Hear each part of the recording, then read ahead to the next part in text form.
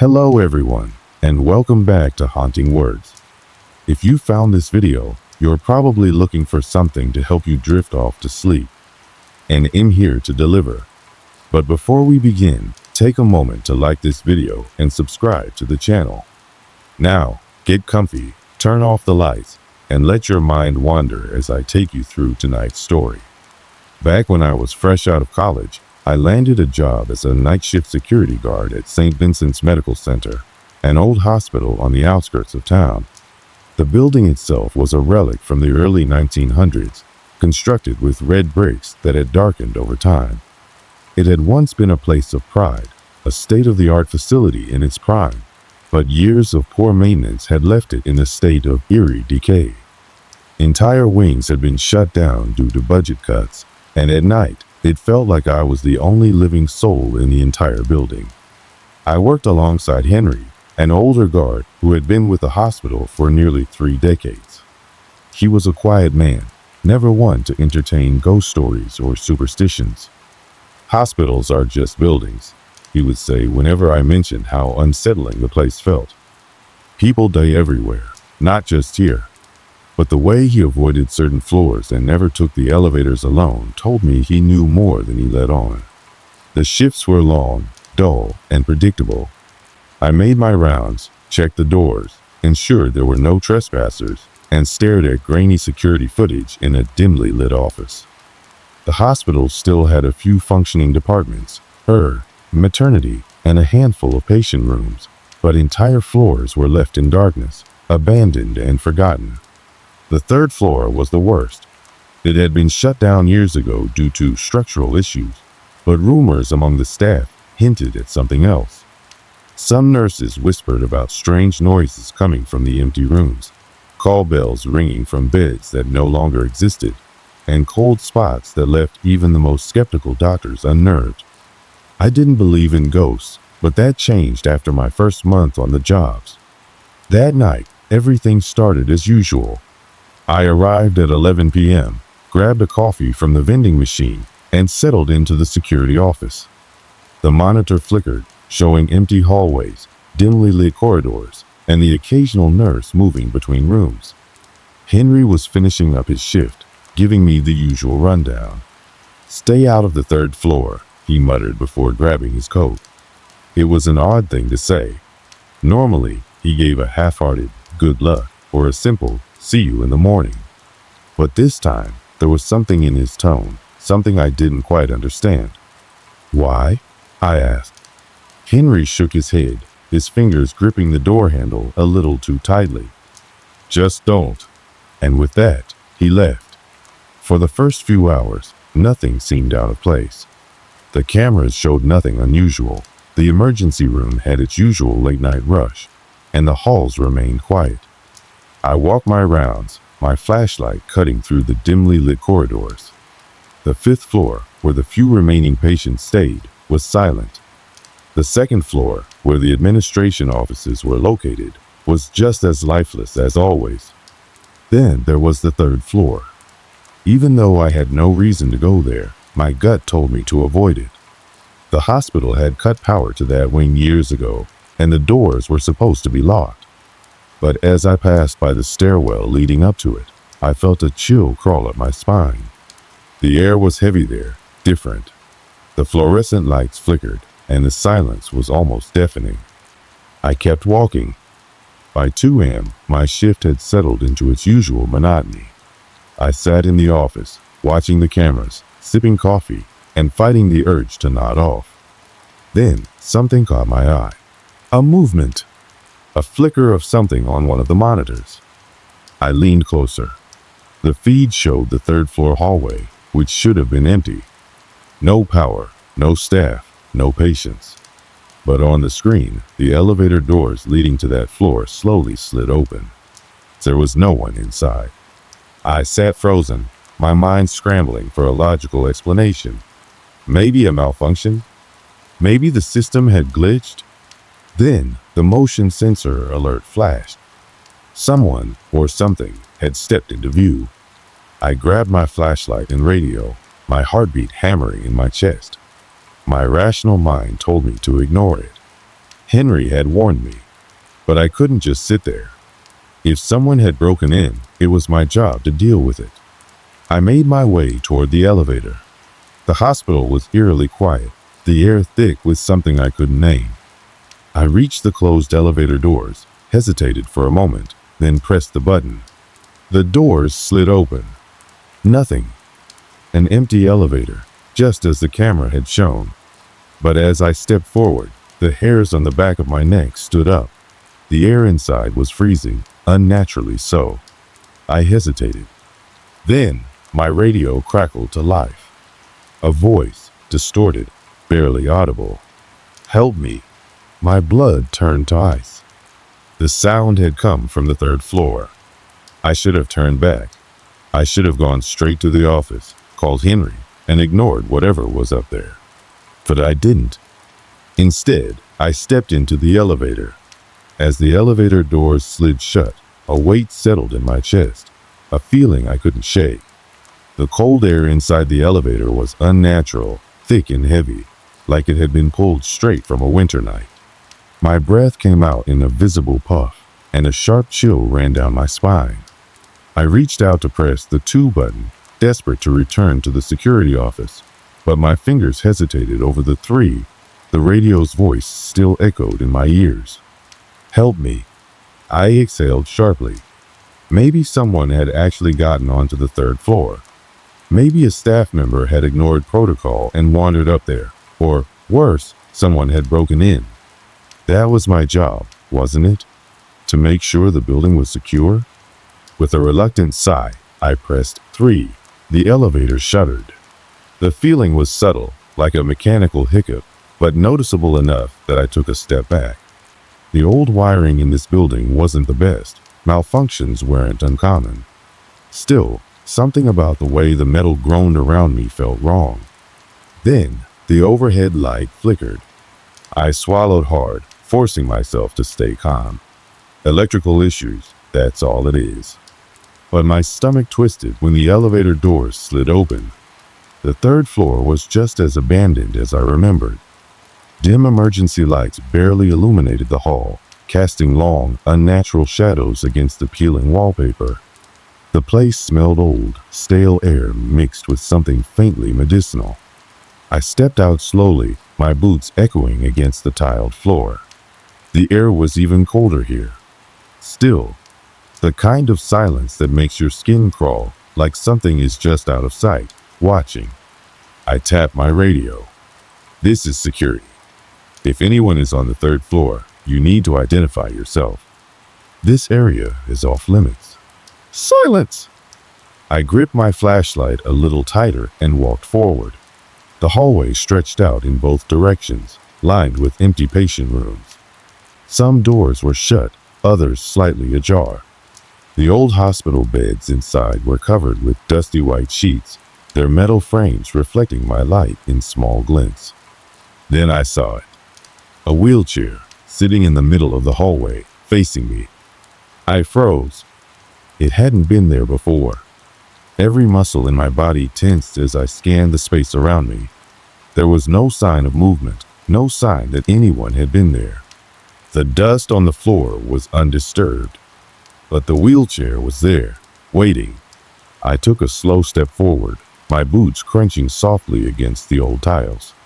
The closer I got, the more I could see the details, the worn leather seat, the rusted footrests, the way the wheels seemed too clean, as if someone had just touched them. Then it moved. Just an inch. Just enough. I sucked in a sharp breath, my grip tightening on the flashlight. "Who's there?" My voice echoed down the hallway. No response. The wheelchair sat motionless again. Maybe it had been on uneven flooring. Maybe there was a draft I couldn't feel. But my gut told me otherwise. I forced my feet forward, walking past it. I had one job: secure the area, confirm it was empty, and leave. Then, just as I passed the wheelchair, my radio crackled again. That same distorted voice, barely above a whisper. "Help me. Room 309. My stomach nodded. I turned toward the room numbers on the wall. 309 was just a few doors down. I could have turned back right then. I could have ignored it, returned to the security office, and chalked it up to faulty radio interference. But I didn't. I walked toward room 309. Each step felt heavier. The hallway stretched longer, like it wasn't meant to be walked. The emergency lights flickered overhead, their dim glow barely reaching the shadows in the corners. Finally, I reached the door. It was slightly ajar. I raised my flashlight and nudged it open with my boot. The room was empty. The hospital bed sat untouched, covered in a dusty sheet. The cabinets were closed, the four stand long abandoned. Nothing looked disturbed, no signs of life. And yet, the air felt charged. I stepped inside. Then, bang! The door slammed shut behind me. I spun around, my heart hammering in my chest. My flashlight beam shook as I aimed it at the door. I grabbed the handle and yanked. Locked. My breathing came fast and shallow. I pressed the radio to my lips, forcing my voice to stay steady. Control, this is security. I'm on the 3rd floor, room 309. The door just locked behind me. Anyone copy? Static. I tried again. Nothing. I turned back toward the room, scanning every inch. The only way out was the small window, but it was barred shut. There was no explanation for the door locking. Then my light caught something. A clipboard resting on the bedside table. It wasn't covered in dust. I took a slow step forward, eyes locked on the clipboard. My pulse pounded in my ears. There was a patient's name written on it. A name I didn't recognize. But the discharge date made my skin crawl. October 2nd, 1987. The exact day the 3rd floor had been shut down. I barely had time to process it when something scraped behind me. A chair moving. I whipped around, flashlight beam darting across the room. The metal chair in the corner had shifted, turned slightly toward me. I felt it now. I wasn't alone. The air grew even colder, pressing against me like an invisible weight. My radio let out a burst of static, louder this time, sharp and piercing. Then, in the silence that followed, a sound rose from the shadows. Breathing. Not mine. Right behind me. I turned, but the light flickered out. Total darkness. And then, a voice. You're not supposed to be here.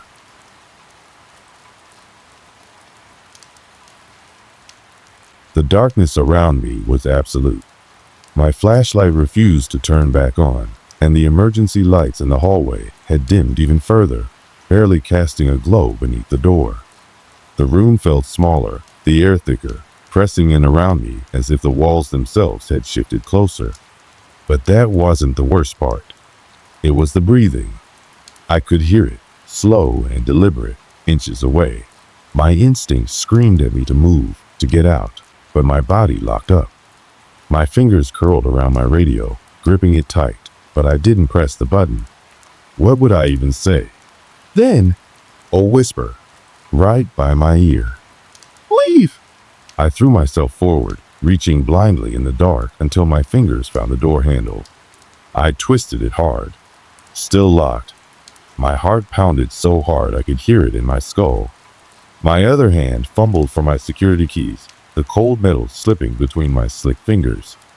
I jammed the key into the lock. It wouldn't turn. Behind me, the breathing grew louder. No longer slow, no longer calm. Faster now. Shallow. Erratic. I turned my head just slightly, terrified of what I might see. But I saw nothing. Just darkness. Then, the clipboard flew off the table, hitting the floor with a sharp crack. That was all I needed. I shoved my shoulder against the door with every ounce of strength I had. The old wood groaned, but didn't budge. I slammed against it again. Again. Then, on the 3rd hit, the door burst open with a deafening bang. I stumbled forward, nearly falling into the hallway. My flashlight flickered weakly back to life as I caught myself against the opposite wall, chest heaving. The hallway was the same, but something felt different. The air was still ice cold, but the silence had changed. It wasn't empty anymore. I forced my shaking hands to grip the flashlight properly. I swept it from side to side, scanning for movement. That's when I saw it. The wheelchair was no longer in the middle of the hallway. It was at the very end of the corridor, turned toward room 309. Facing me, my stomach dropped. I had just passed that spot. There was no way it had moved without me hearing it. I stepped back, breathing hard. Then, my radio crackled again. At first, it was just static, but underneath the noise, something shifted. A voice. Faint, distorted. "You shouldn't have come back." A sharp burst of static followed, and the radio went dead. I stared down at it, my hand gripping the device so tightly my knuckles ached. What the hell was happening? I needed answers. I had spent months patrolling this hospital without a single incident, and now this? It wasn't just the third floor's eerie atmosphere anymore. This was deliberate, intelligent. Something was here, and it knew I was too. The search for answers begins. I forced myself to move, turning away from the wheelchair and heading toward the stairwell. The elevator was not an option anymore. As I walked, the emergency lights above flickered erratically. One went out completely, then another, then another. The shadows around me grew thicker. My breath came out in shaky, uneven gasps. By the time I reached the stairwell, the only light left was from my flickering flashlight. I gritted my teeth and pushed open the heavy stairwell door. The stairwell was worse. The air felt charged, like static electricity crawling over my skin. The concrete steps stretched downward into pure darkness. Even my flashlight barely cut through it, as if the shadows were too thick to be normal. I reached for my radio again, pressing the button. "Control, this is security. I need immediate response. If anyone can hear me, respond." "Silence!" I tried again. Nothing. A cold sweat broke out along the back of my neck. I had never experienced radio failure like this before. I needed to get back to the security office. Fast. Taking a deep breath, I descended the stairs, boots echoing in the silence. Each step felt wrong, like the angle of the stairs had changed just slightly. Then, halfway down, something moved below me. Not footsteps. Dragging. A slow, deliberate pull against the concrete. I stopped breathing.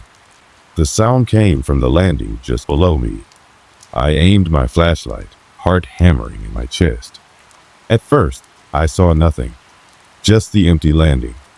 Then, a handprint appeared on the concrete wall. Not old, fresh. It started as a faint outline, then darkened, like something unseen had pressed its palm against the surface right in front of me. The fingers were too long, too thin. I took a step back up the stairs. The handprint moved, slowly, deliberately, like something was climbing toward me. Then, before I could react, the stairwell door above me slammed shut. The sound reverberated through the space, shaking the very air. I turned, bolting up the stairs, my breath coming in ragged gasps. I grabbed the door handle and yanked. Locked. I pounded on it. "Let me out. Hey." No response. My flashlight flickered wildly, the beam weakening. I turned back toward the stairs, my pulse pounding in my ears. The handprints had multiplied. Dozens of them. Crawling up the walls, the floor, the railing, all coming toward me. A rush of ice-cold air slammed into me, knocking me back against the door. Then, a voice, right against my ear. "Go back to room 309. My stomach twisted. No, I couldn't. But I had no other way out. The stairwell was wrong, the doors were locked, and whatever was in here with me wasn't letting me leave. I forced my shaking legs to move, turning toward the third floor again. The moment I stepped back into the hallway, the door slammed shut behind me. I didn't even try to open it. I knew it was locked. My flashlight flickered again, and when it came back on, the wheelchair was gone. The hallway was silent, but the air felt heavier than before. Then, just as I took a step forward, a loud crash echoed from room 309. Something waiting for me. And this time, I knew I had no choice but to go back. Whatever was in that room wanted me to return, and I was about to find out why. The silence in the hallway felt suffocating. Room 309 stood at the end, its door slightly ajar. A thin sliver of darkness bled from the gap, stretching across the floor toward me like a warning. My body screamed at me to turn around, to find another way out. But I already knew there was no other way. Something wanted me in that room, and I had no choice but to go. I tightened my grip on my flashlight and forced my legs to move. Each step felt heavier, like I was pushing against an invisible force trying to hold me back. My boots barely made a sound against the tiled floor, but the air around me changed. The closer I got to room 309, the colder it became. Not the kind of cold that made you shiver. This was different. It crawled into my skin, inside my bones. By the time I reached the door, my breath came out in weak, shallow puffs, visible in the freezing air. I placed my palm against the wood, expecting to feel something solid. Instead, it was ice cold. Almost. Wet. A sharp chill raced up my arm, and I nearly pulled back. But before I could, something moved inside the room. A shuffling sound, like something shifting against the floor. My stomach twisted. I hesitated. Then, a sharp knock against the other side of the door. I jumped back, heart hammering against my ribs. My flashlight flickered violently, and for a split second, just a fraction of a second, I saw something. A shadow. Tall. Twisted. Wrong. Then the light went out. The hallway was plunged into absolute darkness. And from inside room 309, I heard it. Breathing. Not like before. This was louder. Closer. It wasn't a whisper anymore. It was growling. A deep, guttural sound that vibrated in the air. I clenched my teeth, forcing my shaking hand to reach for my radio again. I pressed the button. Control, this is security. I need immediate assistance on the 3rd floor. If anyone can hear me, respond. The radio hissed with static. Then, laughter. Not static. Laughter. Soft at first, then louder. Distorted. Twisted. My throat went dry. That wasn't coming from the radio. It was coming from inside room 309. The laugh stretched and cracked, like something that had forgotten how human voices were supposed to sound. Then, just as suddenly as it started, it stopped. Silence! Too much silence. The kind that makes your skin crawl because you know you aren't alone. Then, the doorknob turned on its own. I took a step back. Another. And then, the door swung open violently, slamming against the wall with a force that shook the entire hallway. Inside, the room was pitch black, but my flashlight flickered back to life, casting a weak, stuttering beam across the floor. The hospital bed was still there, covered in tattered sheets. The rusted metal tray lay overturned. But there was something else now. The wheelchair. It was in the center of the room, facing me. No, not facing me. Facing something behind me. I froze. Then, before I could react, the wheelchair moved. Not a slow roll. It jerked forward, violently, crashing against the floor like someone had kicked it. A deafening bang echoed through the room. Then, the lights flickered on, and for the first time, I saw it. A figure, standing in the corner. At first, it looked human. Then it moved. Wrong! Its limbs bent at unnatural angles. Its fingers too long, too thin, too sharp. And its face. Oh God. Its face wasn't a face at all. Just a gaping black void, shifting and twisting like something was moving beneath the skin. My legs refused to move. I wanted to run, scream, do anything, but all I could do was stare. Then it tilted its head, not slowly, snapping, bone cracking. The sound made my stomach churn. And then, without warning, it lunged. A desperate fight for survival. I didn't have time to think. My body reacted before my brain did, shoving me backward just as the thing's hand swiped at my throat. I hit the floor hard, my flashlight flying from my grip. The thing moved fast, faster than anything should be able to. I scrambled back, kicking at the floor, trying to get away. My radio burst to life again, but this time, the sound that came through wasn't static. It was screaming, the kind of screaming that makes your blood run cold. I lunged for my flashlight, grabbing it just as the thing crawled toward me on all fours, its body twisting unnaturally. I aimed the beam directly at it, and for the first time, it reacted. It shrank back, the black void of its face writhing. The light hurt it. I didn't stop to question it. I shoved myself up, gripping the flashlight so hard my fingers ached. It started screeching, a sound that felt like it was inside my head, not in the room. I backed toward the door, keeping the flashlight trained on it. Then, just as I reached the hallway, the thing stopped. The air grew still.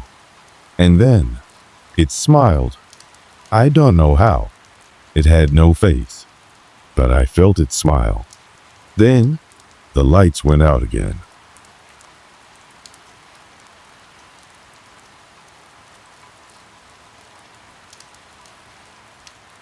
I ran. I didn't look back. The hallway stretched before me, the emergency lights flickering weakly, barely illuminating the path. My boots pounded against the tile, each step echoing too loudly, as if the walls were closing in. The hospital wasn't just empty anymore, it felt alive. The shadows twisted in the corners of my vision. The air pressed against my skin, thick and suffocating. And that voice, those words, still rang in my ears.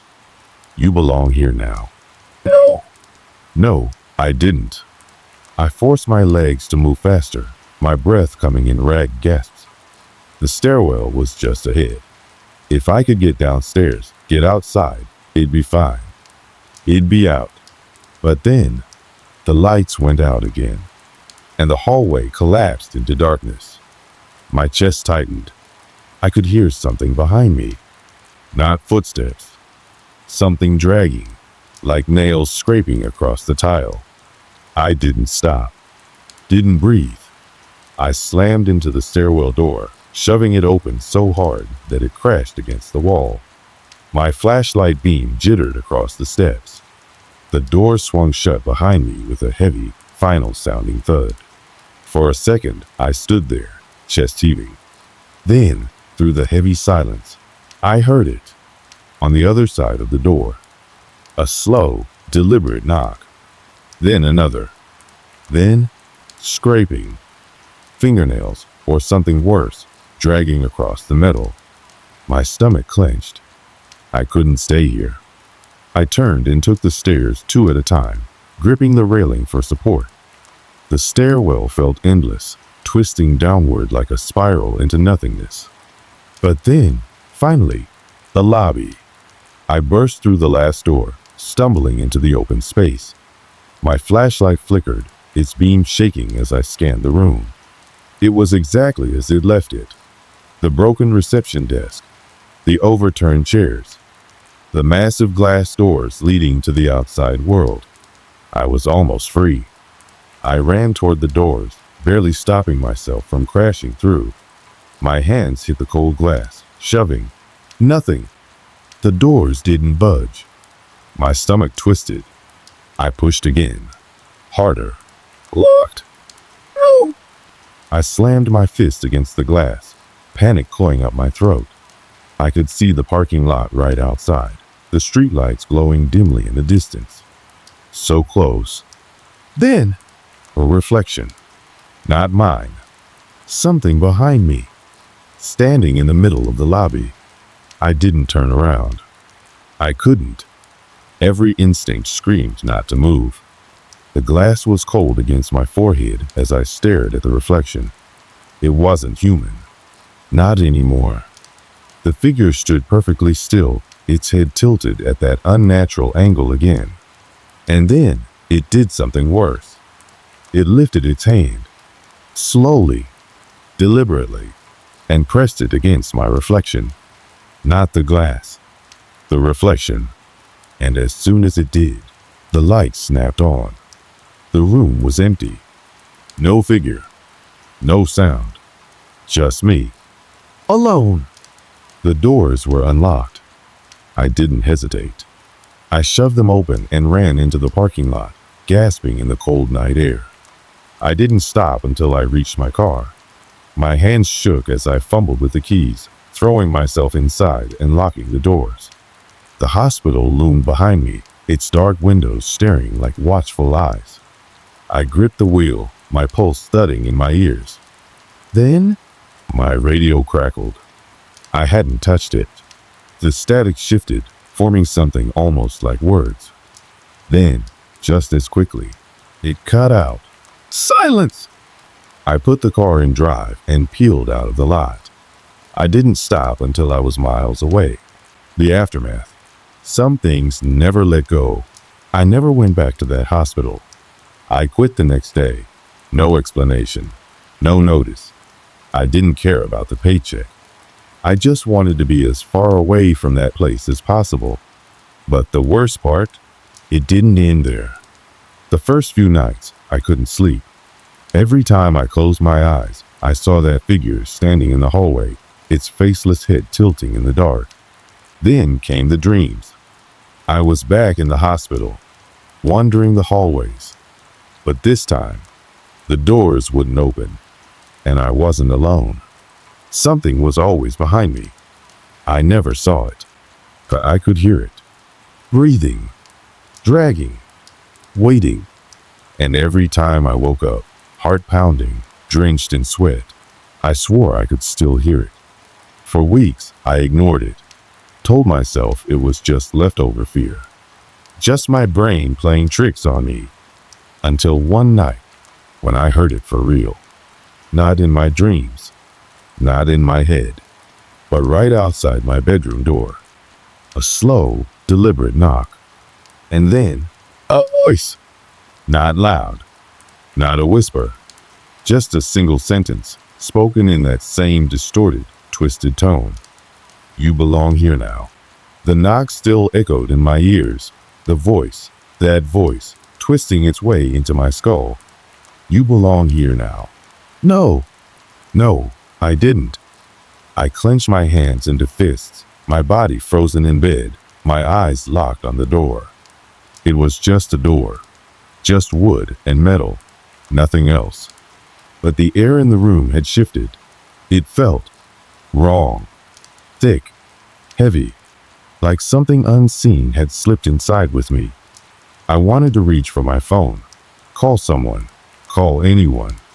But I knew, somehow, I knew that if I made a sound, if I even breathed too loudly, it would hear me. The silence stretched. The air hummed with something unnatural. Then, the doorknob turned. A slow, deliberate movement. I yanked the blanket over my head like a child. Like that would help. My entire body screamed to run, to do anything, but I couldn't move. The door creaked open.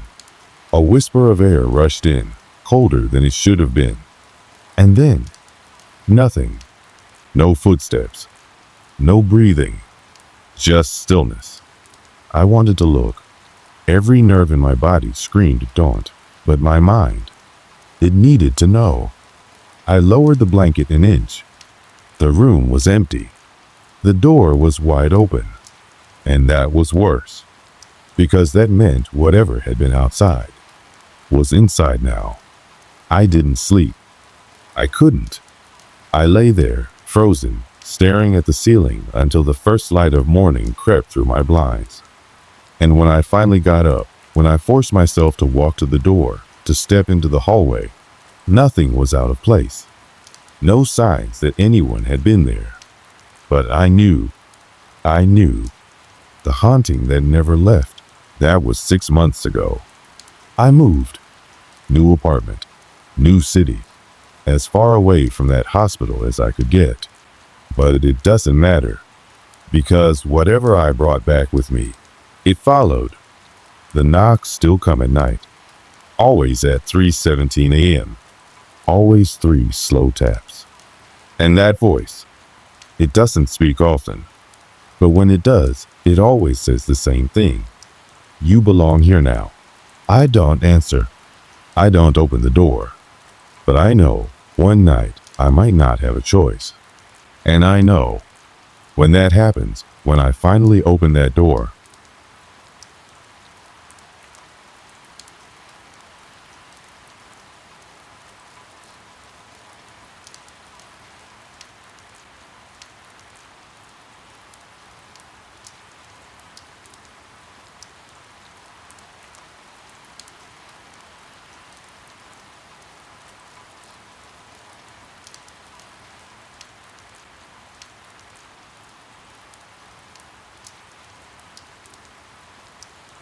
I was 26 and had been working a monotonous office job in Portland for a few years.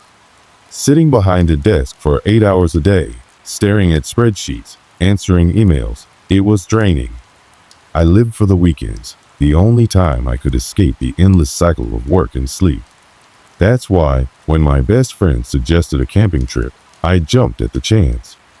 He and I had been close since college, always looking for an excuse to get away from city life.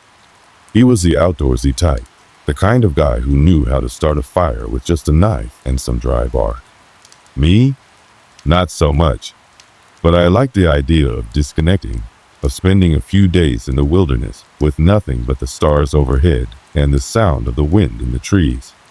We planned everything meticulously. He chose a location, a dense, remote forest about 3 hours from Portland, far from the usual hiking trails. It wasn't a national park, just a stretch of land that few people ever bothered to visit. That was part of the appeal. No tourists, no noisy groups, just nature. The drive there was uneventful. The highway gradually gave way to winding country roads, then narrow dirt paths lined with towering pines. The air smelled crisp, like damp earth and decaying leaves. The further we drove, the less we saw of civilization. No gas stations, no houses, just endless trees stretching in every direction. We reached the site in the late afternoon. The sun hung low in the sky, casting golden light through the branches. It was beautiful, almost surreal in its stillness. We parked at the edge of a clearing and unloaded our gear. A tent, sleeping bags, a cooler filled with food, and enough firewood to last us through the night.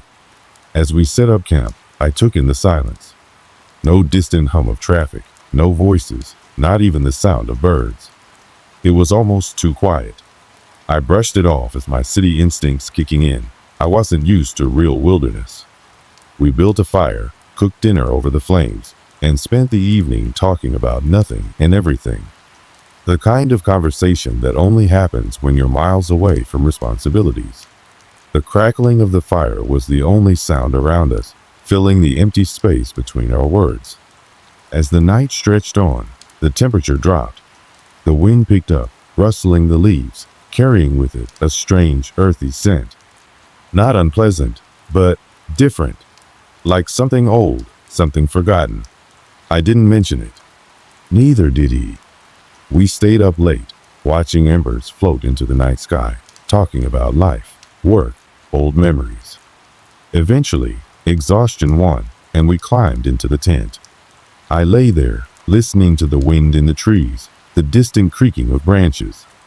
The forest felt different in the dark, as if it had closed in around us. I didn't sleep well that night. I don't know what time it was when I first woke up.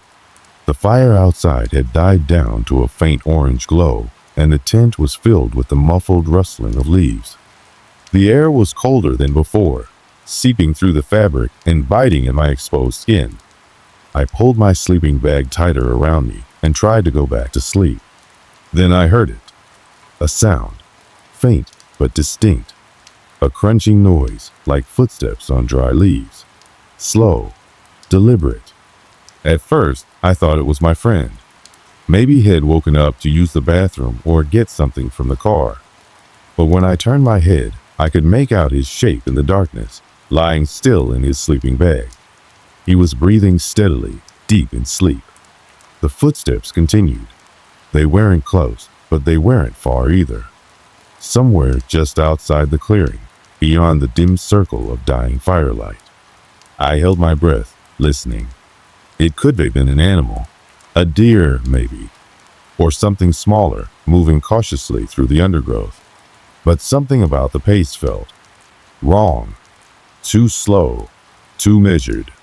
I stayed completely still, hoping it would pass. But after a few moments, the sound stopped. Just like that.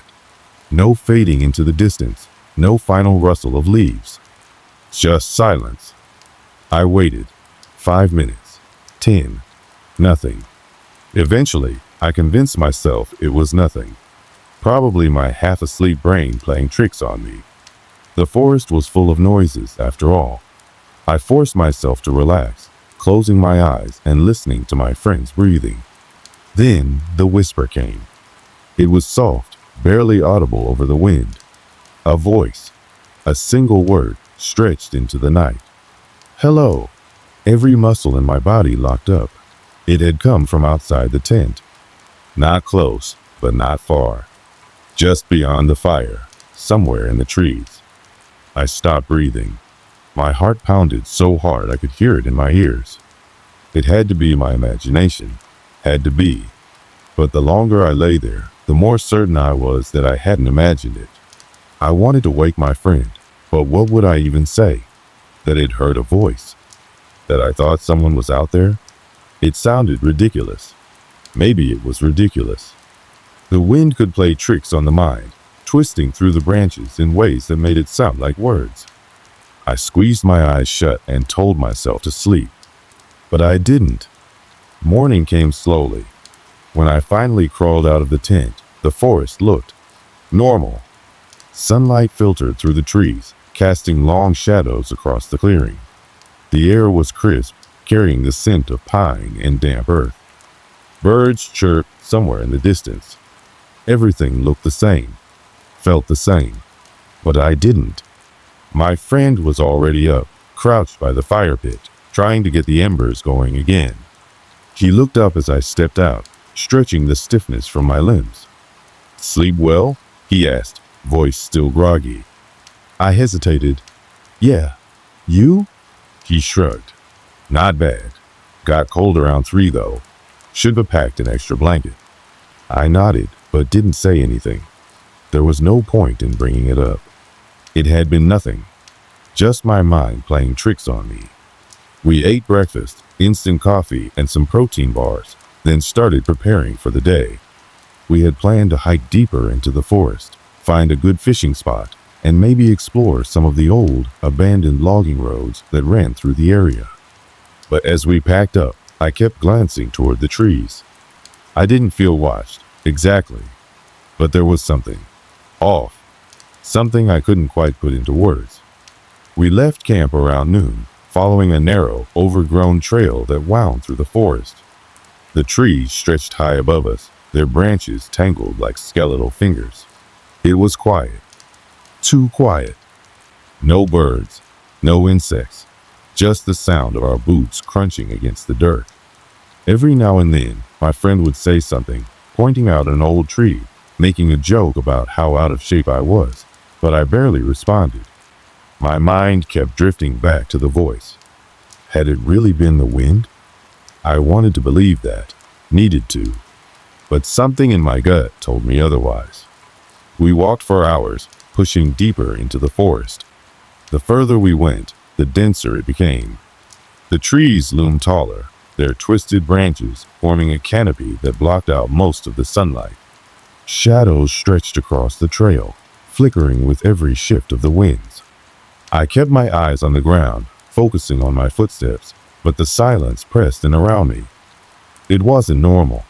A forest like this should have been alive with sound, birds, insects, the distant chatter of squirrels.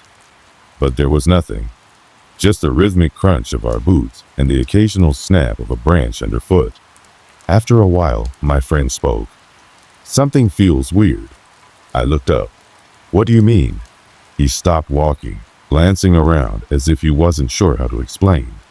"I don't know. It's too quiet." I nodded, relieved I wasn't the only one who felt it. "I noticed that too." He rubbed the back of his neck.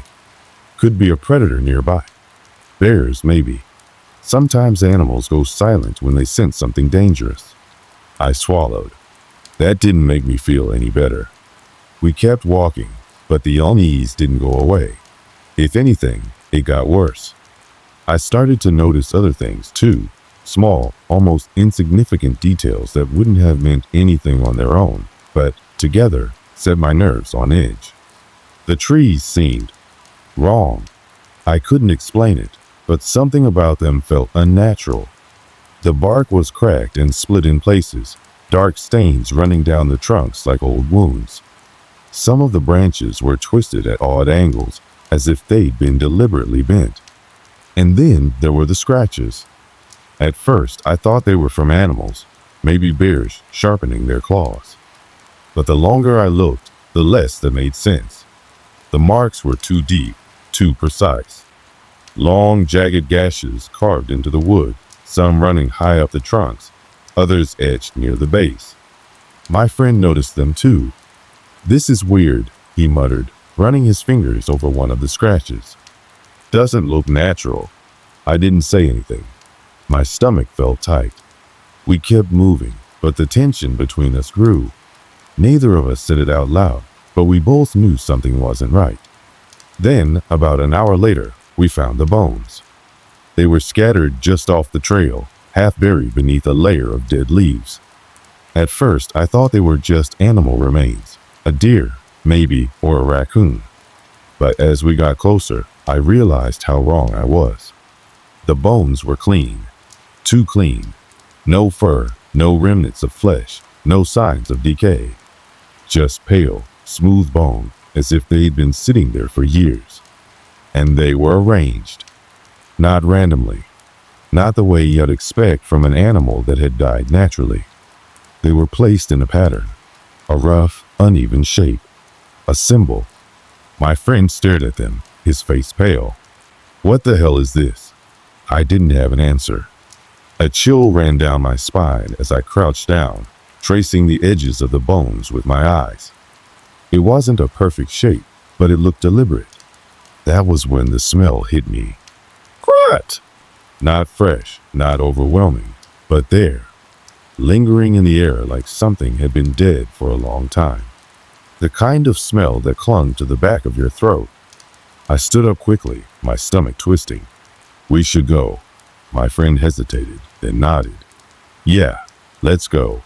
We turned back, retracing our steps toward camp. The silence felt heavier now, pressing against us like a living thing. Every few minutes, I glanced over my shoulder, half expecting to see something following us. But there was nothing.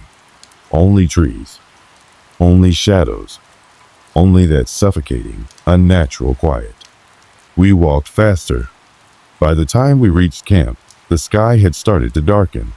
The sun dipped below the tree line, casting long, jagged shadows across the clearing. The fire pit was cold, just as we had left it, and our tent stood untouched. Everything looked normal, but it didn't feel normal. I couldn't shake the sensation that we were being watched. Not just watched, followed. That silence in the forest had never lifted. No birds, no insects, nothing but the crunch of our footsteps and the sound of our breathing. My friend must have felt it too, because he didn't suggest building a fire or unpacking our gear.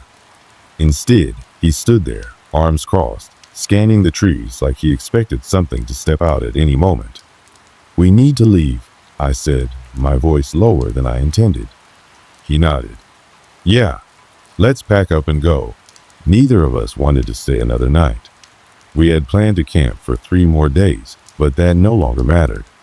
We didn't talk about what we had seen, the bones, the scratches, the strange silence that stretched too long between the trees. We didn't need to. We both knew something was wrong with this place. I unzipped the tent and started grabbing my stuff. My hands were shaking. The urgency in my chest made it hard to think, hard to focus. My friend was doing the same, throwing his gear into his pack with quick, jerky movements. Then we heard it. A single footstep. Not ours. Not in the tent. Outside. It was slow, heavy, right at the edge of the clearing. We both froze. My fingers clenched around the strap of my backpack, my breath caught in my throat. Then another step, and another. It was coming closer. Neither of us moved. We just stood there, listening, waiting.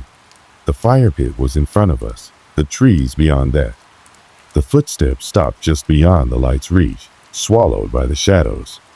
My friend reached for the hatchet he'd packed earlier. I swallowed hard, my mouth dry. Then something stepped forward. At first, I thought my eyes were playing tricks on me. The darkness made it hard to see, but there was a shape standing between the trees. Tall. Wrong. The proportions weren't right. It looked human, but the way it moved, the way it leaned forward slightly, head tilted, felt off. It stood there for a long moment, watching. I could feel its eyes, even though I couldn't see them.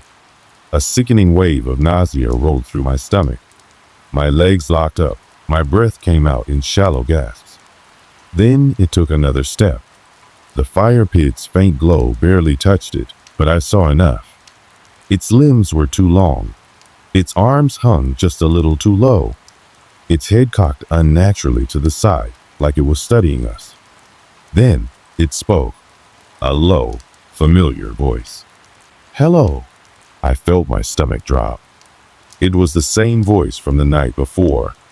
The same voice that had whispered from the trees while I lay awake in my tent.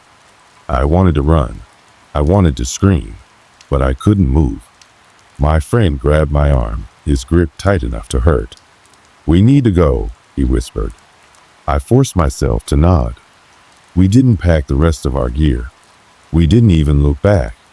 We just ran. We ran. There was no planning, no strategy, just raw, primal fear propelling us through the dense forest. The ground was uneven beneath our feet, the underbrush tangled, but we didn't care. We just needed to get away. Every step was fueled by the same thought: get as far from that thing as possible. Behind us, the forest was silent, too silent. It was as if the trees themselves had swallowed up the sound of our flight, leaving nothing but the pounding of our hearts in our chests. The air was thick and humid, stifling with every breath we took, but none of that mattered. We didn't stop to look back. The darkness had fully settled by the time we reached the edge of the woods, where the trees opened up into a wide clearing. We were no longer in the thick, oppressive forest, but something in the air still didn't feel right. The clearing was bathed in the eerie, pale light of the moon, casting long shadows across the ground. I stopped for a moment to catch my breath. My friend didn't say anything, but I could see the terror written all over his face. His eyes were wide, his breath ragged. "What the hell was that?" he finally managed to say, his voice hoarse. "I don't know," I replied, shaking my head. But it wasn't human. He stared at me for a long moment, as if he was still trying to process everything that had happened. We hadn't talked much during our run. The only sound had been our footfalls and the occasional snap of a branch underfoot. It was only now, standing in the relative safety of the clearing, that the reality of it all began to sink in. "We need to go home," he said, his voice softer now. I nodded, swallowing the lump in my throat. There was no way I was staying here another minute. The terror that had gripped me deep in the forest was still there, gnawing at the edges of my mind. I wanted to leave now. We started walking toward the road, the path that would lead us back to the town where our car was parked. It was about a mile away, but it felt like a lifetime. The whole time, I couldn't shake the feeling that we weren't truly alone. The forest was behind us, but the weight of its presence lingered, pressing down on me like a heavy blanket. We walked in silence, each of us lost in our own thoughts. My mind kept drifting back to that thing, to the way it had stood just outside our camp, watching us with that strange, tilted head. Its voice, that voice, had felt wrong. It wasn't just the words, it was the way it spoke, like it had known us, like it had been waiting for us. And then there was the voice from earlier in the night, the one that had whispered from the trees. It was impossible to deny it now. Whatever was in that forest wasn't just a wild animal. It wasn't just some trick of the light or a figment of our imaginations. It was something else entirely, something ancient, something that didn't belong here. We reached the road, and I felt a small sense of relief. The lights of the town glowed faintly in the distance, promising safety, but the unease still gnawed at me.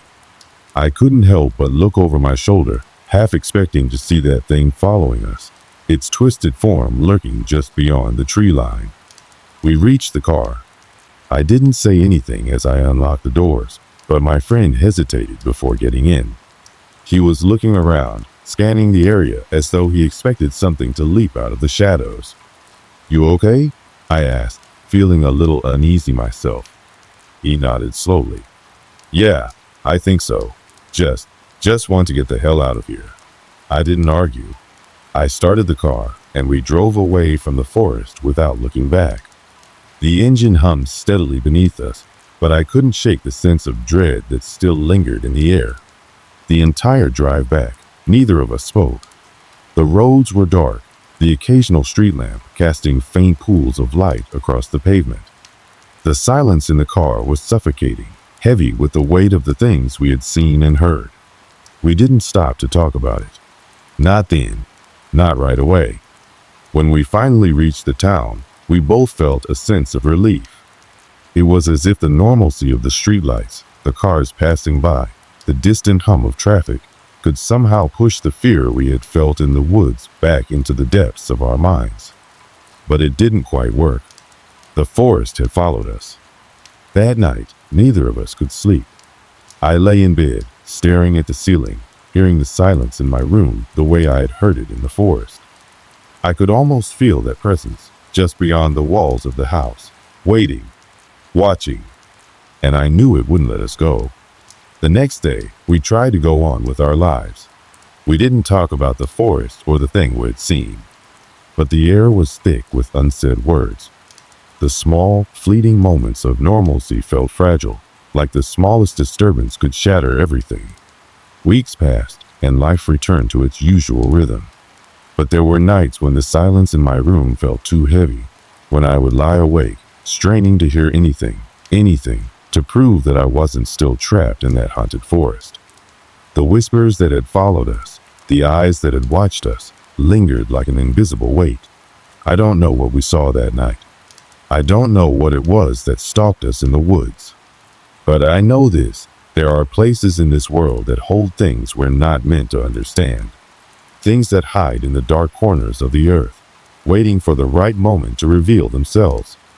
And no matter how far we run, no matter how many miles we put between us and that forest, I don't think we'll ever truly escape. The months that followed the events in that forest blurred together. Life returned to some semblance of normalcy, but a part of me, something deep down, wasn't quite the same. The echoes of that night in the woods didn't fade away, no matter how hard I tried to ignore them. They lingered in the back of my mind, like a distant hum I couldn't quite escape, no matter how much I wanted to. I told myself that it was just a bad experience, something that would eventually become a distant memory, a story to share with friends on a quiet evening. But it never quite worked that way. The fear stayed with me, a constant reminder that there were things in this world that we weren't meant to understand. Things that didn't fit into the neat little box of reality we like to hold on to. The more I tried to forget, the more the memory of those dark trees, that twisted figure, and the haunting whispers from the depths of the forest crept into my thoughts. I avoided going anywhere near that forest after that night. It wasn't just the fear of encountering whatever it was we had seen. It was something deeper, something primal. A sense that the forest had claimed a part of me, something I couldn't shake off no matter how far I ran. The thought of stepping back into that place felt like crossing an invisible boundary, one I wasn't willing to challenge. I don't know if it was the same for my friend, but I never saw him the same way again. There was a tension between us, something unsaid, as though we both knew there was something out there in the world that neither of us could explain, and we were both afraid to face it. I think we both hoped that time would erase the fear, that the memory would fade. But the strange thing about fear is that it doesn't go away with distance. It burrows deeper into your soul, staying with you even when you try to forget it. It's like a shadow, following you wherever you go, waiting for the right moment to remind you that it's still there. It was on one of those sleepless nights, long after I thought I had finally put the forest behind me, that the phone call came. It was from my friend, the one I had run with that night. His voice on the other end was frantic, shaking, barely recognizable. "They've been following me," he said, the words tumbling out in a rush. "What?" I asked, confusion clouding my thoughts. "I saw them again," he continued, his voice strained. "The thing we saw in the woods. It's not just in the forest. It's in my dreams, in my house, in the reflection of my windows at night. I can feel it, always watching me. It never stops." I froze, my blood running cold. The dread I had buried deep inside me came rushing back. "No," I whispered, more to myself than to him. "You're just imagining things. It's been months. You need to let it go." But even as I said the words, I knew they weren't true. I knew what we had encountered that night wasn't just some figment of our imaginations. There was something out there, something that lived and breathed in the darkest corners of the earth. And now, it seemed like it had come for us. "Don't go back to that forest," I told him, my voice shaking with the weight of my own fear. "Whatever it is, it's not something we can deal with. It's not something we can outrun." We were lucky to get out that night. He didn't respond at first. The line was silent, and I could almost hear the sound of his breath on the other end, like he was weighing the words I had just said. Finally, he spoke, his voice barely above a whisper. "It's too late. It's already found me." The call ended abruptly, and I sat there in the silence, the weight of his words sinking in like lead in my stomach. I tried to reach him again, but his phone went straight to voicemail. I tried several times, each attempt more desperate than the last, but there was no answer. I couldn't shake the feeling that something was terribly wrong. The next morning, I drove to his house, the unease growing heavier with each passing mile. When I arrived, the house was eerily quiet, as though it had been abandoned. The front door was ajar, swinging slightly in the wind, but there was no sign of him.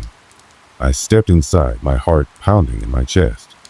The house was dark, every room bathed in a shadowy gloom that made it feel unnatural, as though it had been untouched by the sun for years. The air inside was thick, stifling, and I could smell something foul. I didn't want to believe it, but the scent was unmistakable. Decay. I moved through the house, calling his name, but there was no answer. The silence was oppressive, and the farther I went, the more it felt as though the house itself was closing in on me, like it was waiting for me to stumble into something I couldn't escape. I reached his bedroom, and what I saw there made my blood run cold. The room was a mess, furniture overturned, papers scattered across the floor. But it wasn't the mess that made me freeze, it was the mirrors. Every mirror in the room had been shattered, the shards scattered across the floor like jagged pieces of glass. But in the center of each broken mirror was something that shouldn't have been there, a reflection of something standing in the room. I turned slowly, my breath catching in my throat, and found myself staring at the twisted, distorted form of the creature we had encountered in the woods. It was in the room with me. It was waiting. I didn't stay. I ran. I never saw my friend again. He disappeared that day, just like the thing in the forest. No one knew where he went or what happened to him. And now I'm left here, alone, with the memories of that night, of the thing in the woods, and the reflection that never stops haunting me. Sometimes, in the quiet moments, I can still feel its eyes on me, waiting, watching. waiting for the right moment to claim me, just like it claimed my friend. I don't know where it is or what it wants, but I know this. The forest never really lets you go. It's always there, in the darkness, in the corner of your vision, just waiting for you to return. And one day, I know we'll have no choice but to face it again.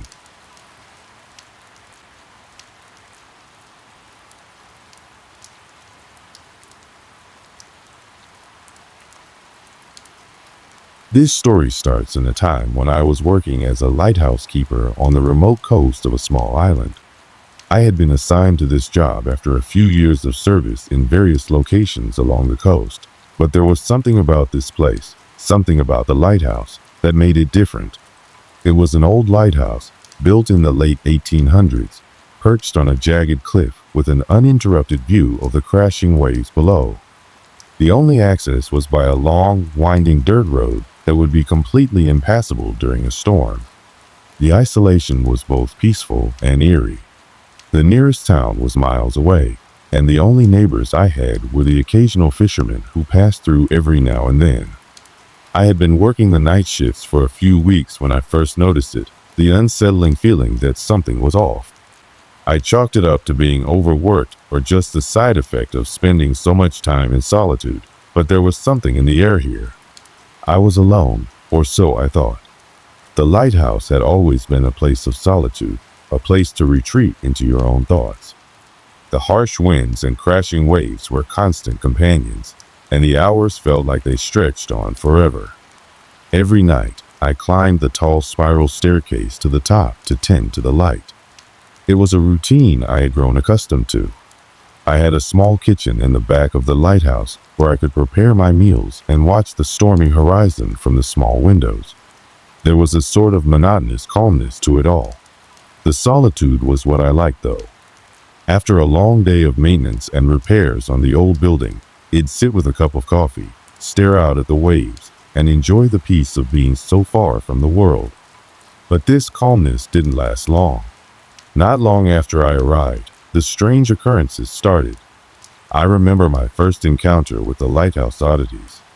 It wasn't anything terrifying at first, just little things.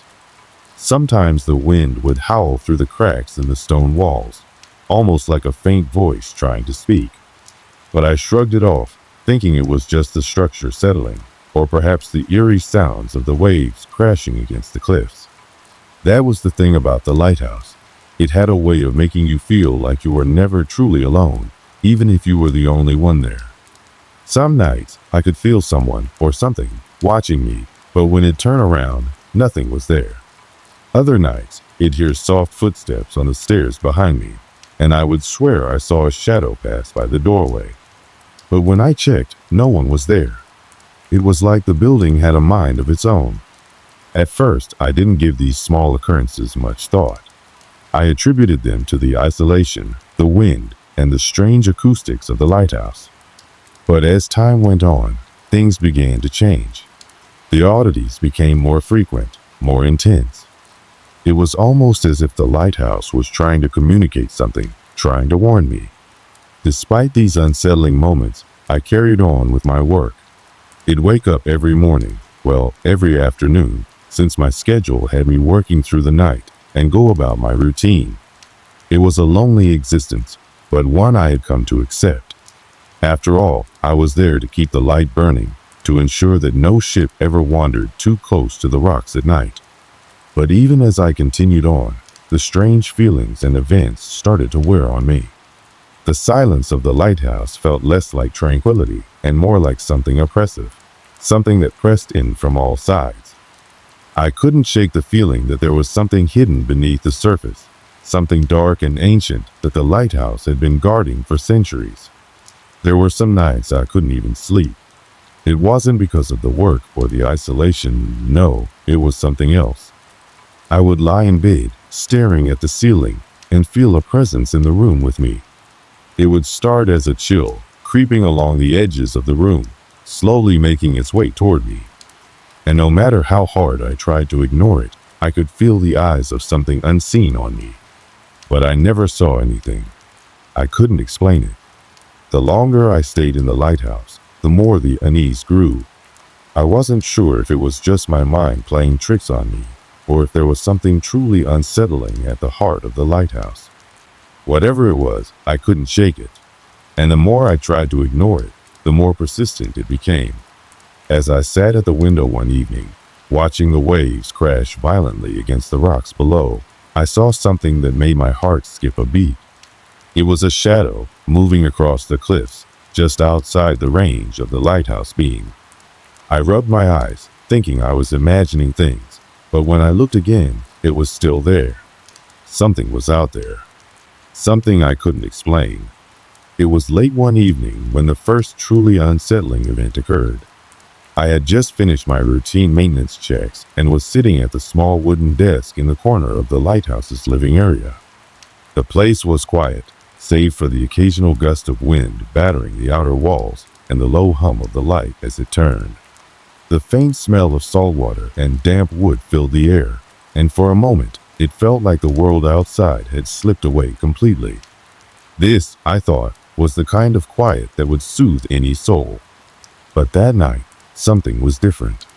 I wasn't sure what it was at first, but it was as though the atmosphere in the room had thickened, become heavier. The hairs on the back of my neck stood on end. It was a subtle feeling at first, like a distant chill, creeping along the edges of the room. I tried to ignore it, focusing on the small stack of paperwork I had to fill out. But then, I heard a soft tapping sound. It was coming from the far side of the lighthouse, near the spiral staircase that led up to the light. Tap, tap, tap. I stood up from my chair, cautiously moving toward the source of the sound. The stairs were dark, the only light coming from the dim glow of the lamp in the living room. There was no reason for anyone to be up there. I was the only one on the island. But still, the sound persisted. Tap, tap, tap. It wasn't a knocking or anything sharp, more like the sound of something lightly tapping against the stone wall. It was faint, like a whisper in the silence, but it was enough to make my heart race. I approached the staircase slowly, my breath catching in my throat. It was as if I could feel the presence of something up there, just beyond the light, hidden in the shadows. My steps were tentative, as though each one might disturb whatever force was lurking just out of sight. I reached the bottom of the stairs and stood there for a moment, straining my ears, but the tapping had stopped. The silence was so thick it almost felt suffocating. I was about to turn back when I heard it again. This time, it was louder, more deliberate. Tap, tap, tap. I froze. My heart thudded painfully in my chest, and a cold shiver ran down my spine. I knew it wasn't the wind. The lighthouse was built of thick stone, and it had a way of muffling sounds. Whatever was up, there wasn't just the wind. I cautiously ascended the stairs, each step creaking under my weight. The higher I went, the colder it seemed to get, and the air felt heavier. By the time I reached the top, the room surrounding the light was completely still. There was no one, no sound, just the gentle turning of the light overhead, casting long shadows across the stone floor. I stood there for a few moments, trying to collect myself. The atmosphere felt thick, almost oppressive, as if something was pressing down on me. I scanned the room for anything unusual, but saw nothing. No one had been up here. I was sure of it. The door to the lantern room was locked, just as I had left it, and the machinery was functioning as it should. I told myself it was just my mind playing tricks on me. The isolation, the constant exposure to the wind and sea, it could all mess with your senses. Maybe it was just the old building settling, or maybe I was simply exhausted from the long hours. Whatever the explanation, I decided it was best to move on and not dwell on it. But as I descended the stairs, I couldn't shake the feeling that something was wrong. The air still felt cold, and the silence was deafening. And then, just as I reached the bottom of the staircase, I heard something that made my stomach churn. The sound of footsteps, soft, almost inaudible, came from behind me, following my every move. It wasn't the sound of my own footsteps echoing back. No, this was different. The steps were too deliberate, too steady. I turned quickly, but there was no one there. My mind raced, and I found myself almost running to the far side of the lighthouse. I checked every window, every door. No sign of anyone. It was just me, alone. But that feeling, the presence, lingered. It was like a weight in the air that wouldn't go away, no matter how much I tried to rationalize it. I spent the rest of the night checking the lighthouse from top to bottom, making sure everything was secure. I made sure the lantern was working, the doors were locked, and the windows were shut tight. Everything seemed normal, but I couldn't shake the unease that gnawed at me. The next morning, I told myself that I had overreacted, that perhaps I had just been imagining things after spending so many days alone. But when I checked the bottom of the stairs, I saw something that made my heart drop. There, at the base of the spiral staircase, was a small patch of damp, muddy footprints. It wasn't a lot, just a few steps leading from the stairs to the doorway. But there was no one else on the island, and I had been alone the entire night. I couldn't explain it. I spent the rest of that day trying to distract myself from what I had seen, but the unease only grew. That night, I found myself staring at the staircase, waiting, wondering if I would hear the tapping again. I did. It was soft at first, like the tapping of fingers against wood, but it grew louder, closer. Tap, tap, tap. I gathered my courage and slowly climbed the stairs again. The lantern room was still locked, and nothing was out of place.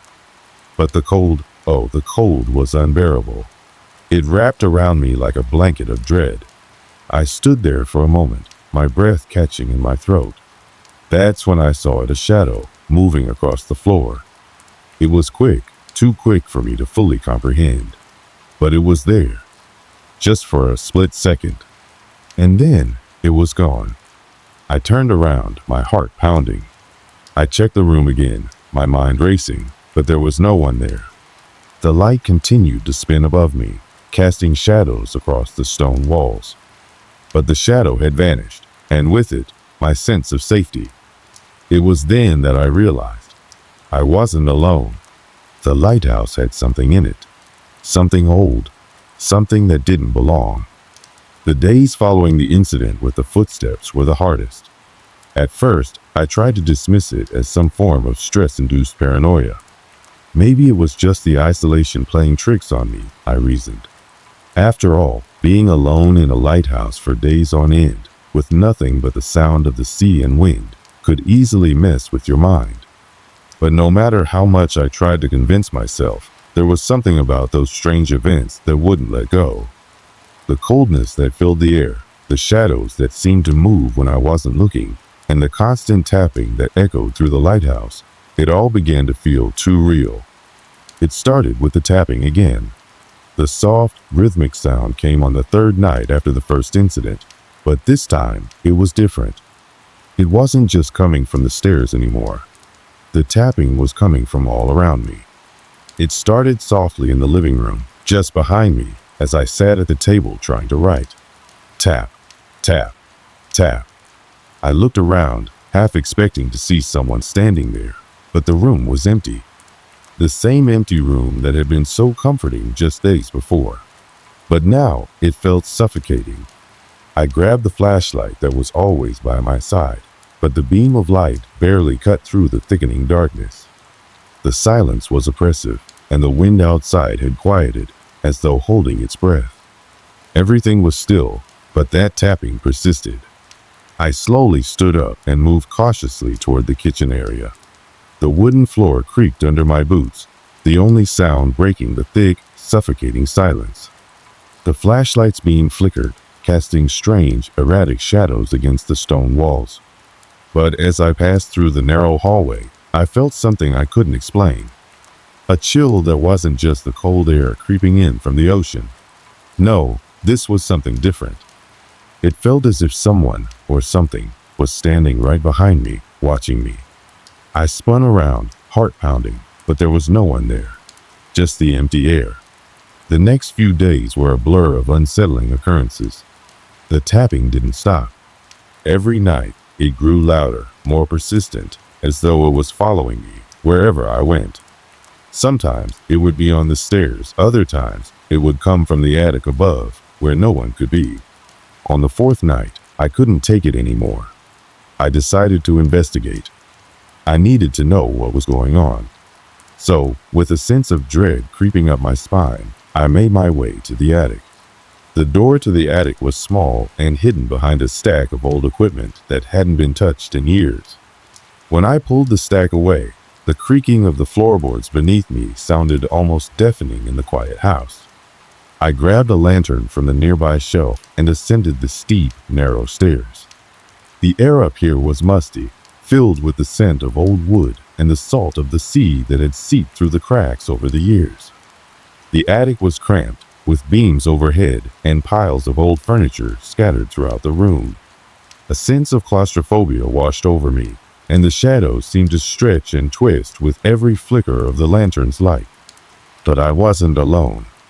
I could feel it again, the sensation of being watched. My breath became shallow, and every step I took was slower, more deliberate. As I moved deeper into the attic, the tapping started again. This time, it wasn't just a soft tapping. It was a rapid, frantic noise, as if something or someone was in a hurry, desperate to get my attention. The noise echoed off the walls, bouncing around the cramped space, filling the air with an almost maddening rhythm. I froze, staring into the darkness beyond the light's reach. My heart pounded in my chest. Then, without warning, the lantern flickered and went out. I felt a wave of panic wash over me. The darkness was absolute. My breath quickened, and I fumbled to relight the lantern, hands shaking uncontrollably. When the flame finally ignited, the shadows seemed to retreat, but not before I saw something I wish I hadn't. In the far corner of the attic, near an old rocking chair, there was a figure. It was a silhouette, tall, thin, and strangely shaped.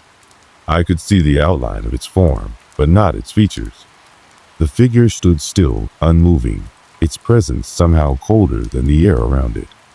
The room felt frozen in that moment. My heart skipped a beat. I wanted to scream, to run, but I couldn't move. My feet were glued to the floor. I forced myself to take a step forward, the lantern held high in front of me. As I drew closer, the figure didn't move. It remained fixed in place, like a statue. I extended my hand, trembling, toward it. But the instant my fingers brushed the air where the figure stood, it vanished, disappearing as if it had never been there at all. I backed away slowly, my mind reeling. There was no logical explanation for what I had just witnessed. But there it was. In that moment, I knew. The lighthouse wasn't empty. There was something in it. Something ancient. Something that didn't belong. That night, I stayed awake, keeping the lantern beside me. I couldn't afford to sleep. I couldn't trust the darkness anymore.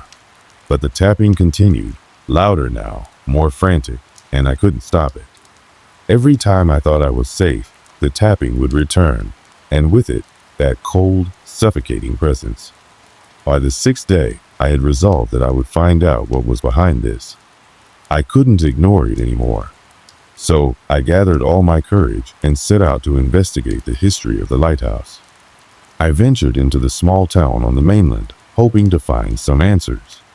The locals, when they saw me, reacted with hesitation. They avoided my eyes, exchanged wary glances, and gave me cryptic, half-hearted warnings. One old man, sitting in a rundown pub, leaned over and whispered something that sent a chill straight through me. "Don't go back there," he said, his voice low, almost a croak. "The lighthouse is cursed. It was built over an old burial ground. They say the spirits of the sailors who perished in the storm still haunt that place. And you shouldn't be messing with it." The words haunted me as I made my way back to the lighthouse. But I wasn't sure what I was looking for. What could I possibly find? The shadows had already begun to creep into my mind, making everything feel twisted, like reality itself was warping. And when I reached the lighthouse, the tapping had returned, louder than ever. I had barely set foot in the lighthouse when I felt it, the undeniable, oppressive presence that had haunted me for days. It was no longer subtle, no longer a trick of the mind. It was real. The air was thick with something ancient and cold, the kind of cold that made your bones ache. The shadows in the corners of the room seemed to move, curling and twitching as if alive. I could hear the faintest sound of footsteps above me, echoing through the silence. The tapping from earlier had grown into a cacophony, a drumbeat that rattled the walls. I stood frozen in the doorway for a moment, the weight of the decision to return pressing on me harder than ever. But it was too late to turn back now. I had to face whatever was here. I had no choice. The idea of walking away, of pretending none of this was happening, was more terrifying than the unknown. The footsteps overhead continued, but this time, they weren't just from above. They came from all around me, encircling me. The sound was almost rhythmic, as though something or someone was pacing just out of view, keeping a careful distance, waiting for the right moment to strike. I moved slowly through the lighthouse, trying to push past the fear that seemed to cling to every inch of the place. My flashlight flickered in my grip, its beam shaky and uncertain. I couldn't help but glance over my shoulder with every step, half expecting to see someone standing there, but there was nothing. Nothing but the oppressive air and the relentless tapping that continued to get louder. Each step I took seemed to make the sound grow more intense. As I made my way through the narrow hallway, I found myself in the living room again. It was here where the first unsettling signs had appeared, and now it felt like I was standing in the epicenter of it all. The room seemed darker than it should have been, even though the sun had just dipped below the horizon, casting a dim light through the small windows. But it wasn't just the darkness that felt wrong, it was the temperature. The air had dropped to an almost unbearable chill. I could see my breath, despite the fact that I had just come from the warmth of the coastal breeze. The tapping had stopped. The silence was deafening. But then I heard it. A whisper, soft and indistinct, as though it was coming from the very walls themselves. It was a language I didn't understand, yet it felt familiar, like a memory that was just out of reach. I wanted to run, but I couldn't move. I couldn't breathe. And then the whispering grew louder, more distinct, and then it stopped. In the sudden stillness, I could feel the weight of eyes upon me, not just watching me, but studying me. The room had closed in around me, the walls pressing in as though they were alive, aware of my every move. My heart raced, my hands slick with sweat as I gripped the flashlight so tightly my knuckles whitened. I was trembling, unable to comprehend what was happening. Suddenly, the door to the basement creaked open on its own. It was the final push. I knew I had to go down there. I couldn't explain why, but it was as though something was pulling me toward it. Maybe it was curiosity. Maybe it was fear. But whatever it was stronger than any rational thought I had left. With my breath caught in my chest, I walked toward the basement door, my every instinct screaming for me to stop, to turn and run. But I didn't. I couldn't. The door swung open with a groan, revealing a dark, narrow staircase that led down into the abyss. I took a step forward, the floorboards creaking underfoot. I could feel the darkness envelop me as I descended into the basement, the air growing heavier with each step. The faint smell of mildew and decay hit my senses, and the hairs on the back of my neck stood on end. At the bottom of the stairs, I stopped. The light from my flashlight barely cut through the thick, suffocating darkness. But I could feel something in the air, a palpable presence, as though the darkness itself was alive, waiting for me. I turned the corner into the main part of the basement and immediately froze. There, in the center of the room, was an old wooden chest. The chest was massive, its wood dark and weathered, but it was the carvings on its surface that caught my attention. Strange symbols, twisted and contorted into shapes I couldn't even begin to recognize. They seemed to move, shifting under my gaze, almost as though they were alive. But it wasn't the chest itself that terrified me. It was what was inside. I moved closer, unable to look away. The air felt thick, suffocating, as though I were being drawn into the chest itself. And then, as I peered over the edge of the chest, I saw them. The bones. The bones of what appeared to be a person, or something that had once been a person. They were arranged in a precise pattern, as though they had been placed there deliberately. But there was something wrong about them. They were not human, not entirely. The bones were twisted, their angles wrong, contorted in unnatural ways. And around them, there were fragments of tattered clothing, old weathered pieces that looked like they belonged to a time long forgotten. But it wasn't just the bones that made my stomach churn. It was the fact that they were still moving. The bones twitched, subtly at first, but then they began to shift, dragging across the floor with an eerie scraping sound. It was as though something inside the chest was trying to claw its way out. I stumbled backward, my heart racing in my chest, but the door to the basement slammed shut behind me, trapping me in the dark. The flashlight flickered, casting strange, flickering shadows across the walls. And then I heard it. A voice. It was low, guttural, and full of pain. But it wasn't human. It was something older, something ancient. Get out.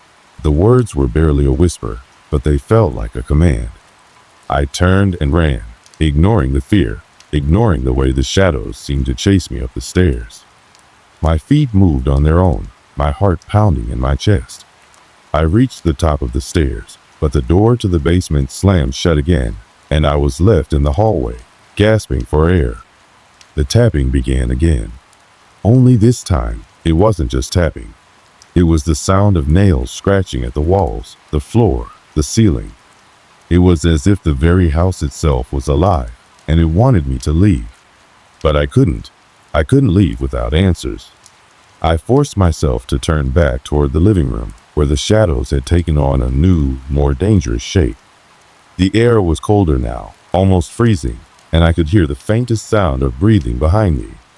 I spun around, and there, standing just feet away, was the figure I had seen in the attic. It was taller now, much taller than I remembered. Its form was vague, its face hidden in shadows, but I could feel its presence. I could feel its coldness. The figure didn't move, but I could sense that it was waiting for something. For me. My chest tightened as I backed away slowly, every instinct screaming at me to run. But I couldn't move. I was frozen in place, my feet glued to the floor. I had come too far. I had to know what was happening. I had to know what the figure wanted. And then the figure spoke. Its voice was like the sound of dry leaves being crushed underfoot. "Leave this place," it said, its voice cold and hollow. "You are not welcome here." And with that, it stepped forward. The journey back to the lighthouse felt like the longest of my life. The eerie warning from the old man echoed in my mind, but I couldn't bring myself to turn around. Something deep inside urged me to confront whatever this was. Maybe I could solve it, maybe not. But the tapping, the cold, the presence, it was relentless, and I couldn't live like this anymore. When I reached the lighthouse, the evening sky was already dimming. The air was colder than usual, and the ocean roared louder against the rocks. I felt a knot form in my stomach. The wind seemed to carry whispers, though no one was around. Or perhaps it was just my mind playing tricks. Yet I couldn't shake the feeling that I wasn't alone. The lighthouse stood in front of me like an old sentinel, its walls worn and tired. It was the same building I had grown accustomed to over the past few days, but now it felt alien, darker, more foreboding. I took a deep breath and stepped inside. The familiar wooden floor creaked beneath my boots as I walked down the hallway, and once again, the tapping started. Soft at first, like a tap on the window, then louder, almost as if something was approaching, getting closer and closer. I looked around, heart pounding, the same suffocating dread building in my chest. But this time, I didn't let it control me. I had come this far. I couldn't just turn back. I made my way up to the attic again. The cold, musty air filled my lungs as I stepped inside, the same tension hanging in the atmosphere. The shadows stretched across the room, long and jagged. The rocking chair that had once been stationary now creaked, rocking slightly, as though someone had just left it. I wasn't alone. I felt the coldness first, darker than before. It wasn't just the chill of the sea air creeping in from the cracks. This was something else, a presence that sent a shiver down my spine. Slowly, I turned to face the corner, the place where I had seen the figure. The figure was there again. This time, it was clearer, taller than before. Its features were sharp and gaunt. Its form wasn't quite solid, more like an outline of smoke in the dim light. The air around it seemed to pulse, as if the room itself was holding its breath. I stood there frozen for a moment, unable to move or speak. My heart raced in my chest, my mind screaming for me to run. But I didn't. Something in me refused to back down. "You need to leave," I finally managed to say, my voice shaking. "Why are you here? What do you want?" The figure didn't respond. It simply stood there, watching me. The tapping had stopped. The silence was deafening, and the air seemed heavier than before. Then I noticed something on the floor, near the base of the figure. A small object glinted in the dim light. It was an old, tarnished compass. My stomach churned. The figure's presence felt more oppressive now, as if it had noticed me taking notice. The hairs on the back of my neck stood up, and I could feel the temperature in the room drop even more. The compass. It was the same one that had been left behind by the previous lighthouse keeper. I had heard the stories. The old keeper had vanished mysteriously years ago, and some said he had gone mad. They said he had been obsessed with finding something, a way to get rid of the spirits that haunted the lighthouse. He had never succeeded, though. The stories told that he died alone, here, at the top of the lighthouse, with nothing but his compass.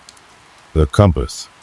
I reached down, instinctively grabbing it, feeling its cold metal under my fingers. The moment I touched it, the figure seemed to shudder, its edges flickering like a faulty light bulb. The room around me seemed to shift, and I could feel the pull of the past, the weight of the spirits trapped here. It was as though something had broken in that moment, something had been released. And then, just as quickly, it stopped. The figure vanished, the room returned to its dim, cold state, and the silence was overwhelming. I was left alone with nothing but the compass in my hand. I stood there, trembling. The tension in my chest had lifted, but a sense of exhaustion overwhelmed me. I had faced whatever was haunting this place, and it had vanished. But what did that mean? Was it really gone? Or had I just triggered something more dangerous? The unsettling feeling of uncertainty lingered, and I couldn't shake the nagging thought that I hadn't resolved anything, just delayed it. I left the attic and made my way back down to the main floor, still gripping the compass tightly in my hand. The tapping had stopped for now, but I knew it might return. What had I really learned? That the spirits of the lighthouse were not just an old wives' tale? That they were real and, perhaps, angry? But the silence was different now. It wasn't the usual oppressive quiet, it was peaceful, almost. I decided to leave the lighthouse. There was nothing more for me here. My curiosity had gotten the best of me, but I couldn't stay any longer. The place was too heavy with its history, with its secrets. The sense of foreboding that had hung over me was starting to feel like something I couldn't escape from. I packed what little belongings I had, locked the door behind me, and walked down the narrow path leading back to the mainland. As I boarded the ferry and watched the lighthouse grow smaller in the distance, I couldn't shake the feeling that the place had somehow marked me. I would never forget the figure, the cold, and the sense of being watched. But part of me was relieved, too. The silence, the unsettling atmosphere, it was over, at least for now. Still, as I left that place behind, one question remained unanswered. What had been the true purpose of the compass? Perhaps it was a tool to control the spirits. Or maybe it was just another piece in the puzzle. The days that followed my departure from the lighthouse were heavy with the weight of unanswered questions. As I returned to the hustle and bustle of life on the mainland, I couldn't shake the images of the lighthouse from my mind. The figure, the cold, the relentless tapping. Each time I tried to move on, They resurfaced like ghosts clawing at the edges of my thoughts. I found myself staring at the old compass for hours. It sat on the small table in front of me, its tarnished brass catching the light at different angles, each gleam reminding me of my time at the lighthouse. The compass was now a part of me, something tangible from that dark place. I couldn't rid myself of it, and despite the weight of it in my hand, I was strangely reluctant to let it go. Perhaps I was trying to understand something that didn't want to be understood, but the more I thought about it, the more certain I became that the lighthouse had marked me in ways I couldn't explain. It had shifted something deep within me, something I hadn't realized was there before. Maybe it was the isolation, or the way it seemed like time stood still in that place, but the truth was that I would never be the same. Over the following weeks, I tried to push the memories into the back of my mind, but there were nights when I couldn't sleep. I'd wake up with a chill, a sudden coldness running through me, and I'd hear the faintest of tapping, as though the sound was coming from far away. At first, I thought it was just a trick of my tired mind, but then it became clear. The tapping, soft and persistent, was real, though not always in the way I expected. It was never loud, never threatening, but it was there, at the edge of my hearing, in the still of the night. The quiet that once felt peaceful now seemed unbearable. It was as if the silence itself was a constant reminder of what I had witnessed, of the presence that had lingered with me. A part of me had hoped that leaving the lighthouse behind would erase it all. But instead, I found myself haunted by the quiet, the stillness, and the knowing that I had barely scratched the surface of the mystery. And then there were the dreams. I had always been one to shrug off strange dreams, attributing them to stress or the chaos of my daily life. But the dreams that came after the lighthouse were different. They weren't like anything I'd experienced before. In these dreams, I was back in the lighthouse, standing in that cold, dimly lit attic. The figure was there again, standing in the same corner, its gaunt eyes watching me intently. It never moved, never spoke, but its presence was oppressive, suffocating. Each time I tried to speak, to ask why it was there, my words died in my throat. I couldn't move, I couldn't breathe, and just when I thought I would wake up, the figure would get closer, its shadow growing larger, until it enveloped me completely. When I woke from these dreams, I was drenched in sweat, heart pounding. It felt real, too real, and each time, the questions remained unanswered. What was the figure? What had it wanted from me? Was it truly gone, or was it simply waiting for me to return?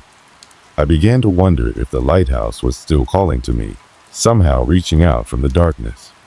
The figure's cold eyes haunted my every waking moment, and even in the daylight, I felt the pull.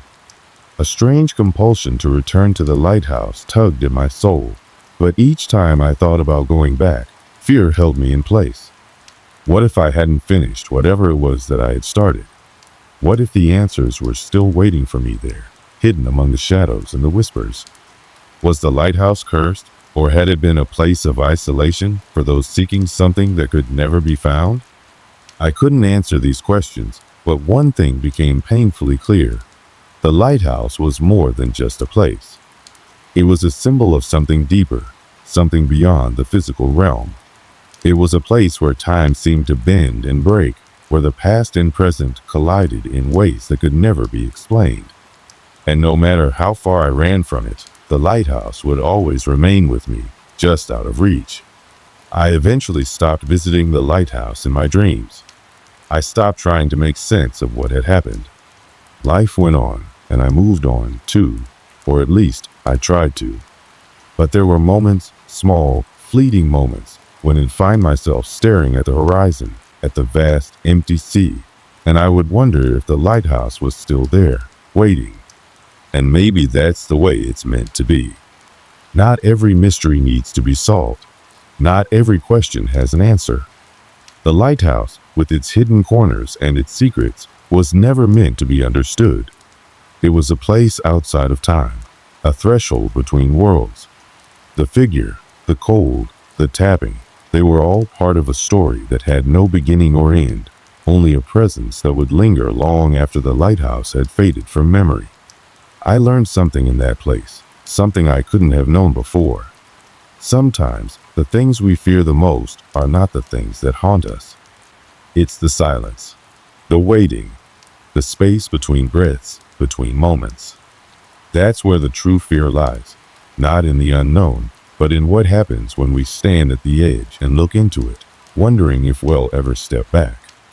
As I sit here, writing this, I wonder if anyone else has ever felt it, the pull of a place so mysterious, so filled with unspoken stories, that it becomes part of who you are. A part of you that stays with you long after the last light fades, long after the shadows disappear.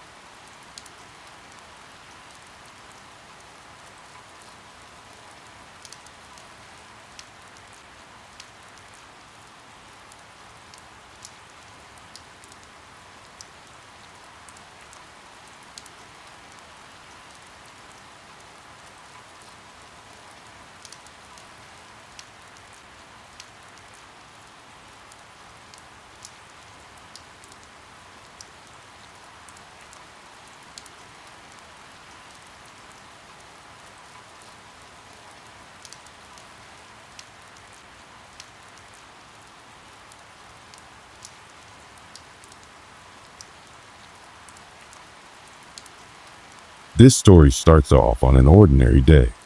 It's the type of day you wouldn't think twice about.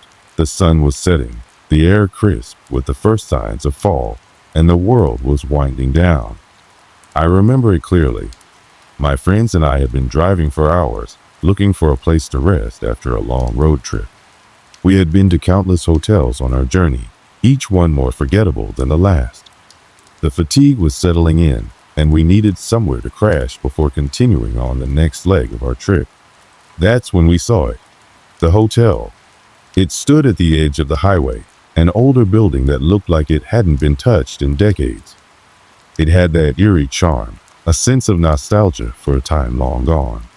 The faded sign above the door read, "Rest In," though it looked like half of the letters had long since fallen off. A soft glow from the dim lights around the parking lot cast an almost inviting aura around it.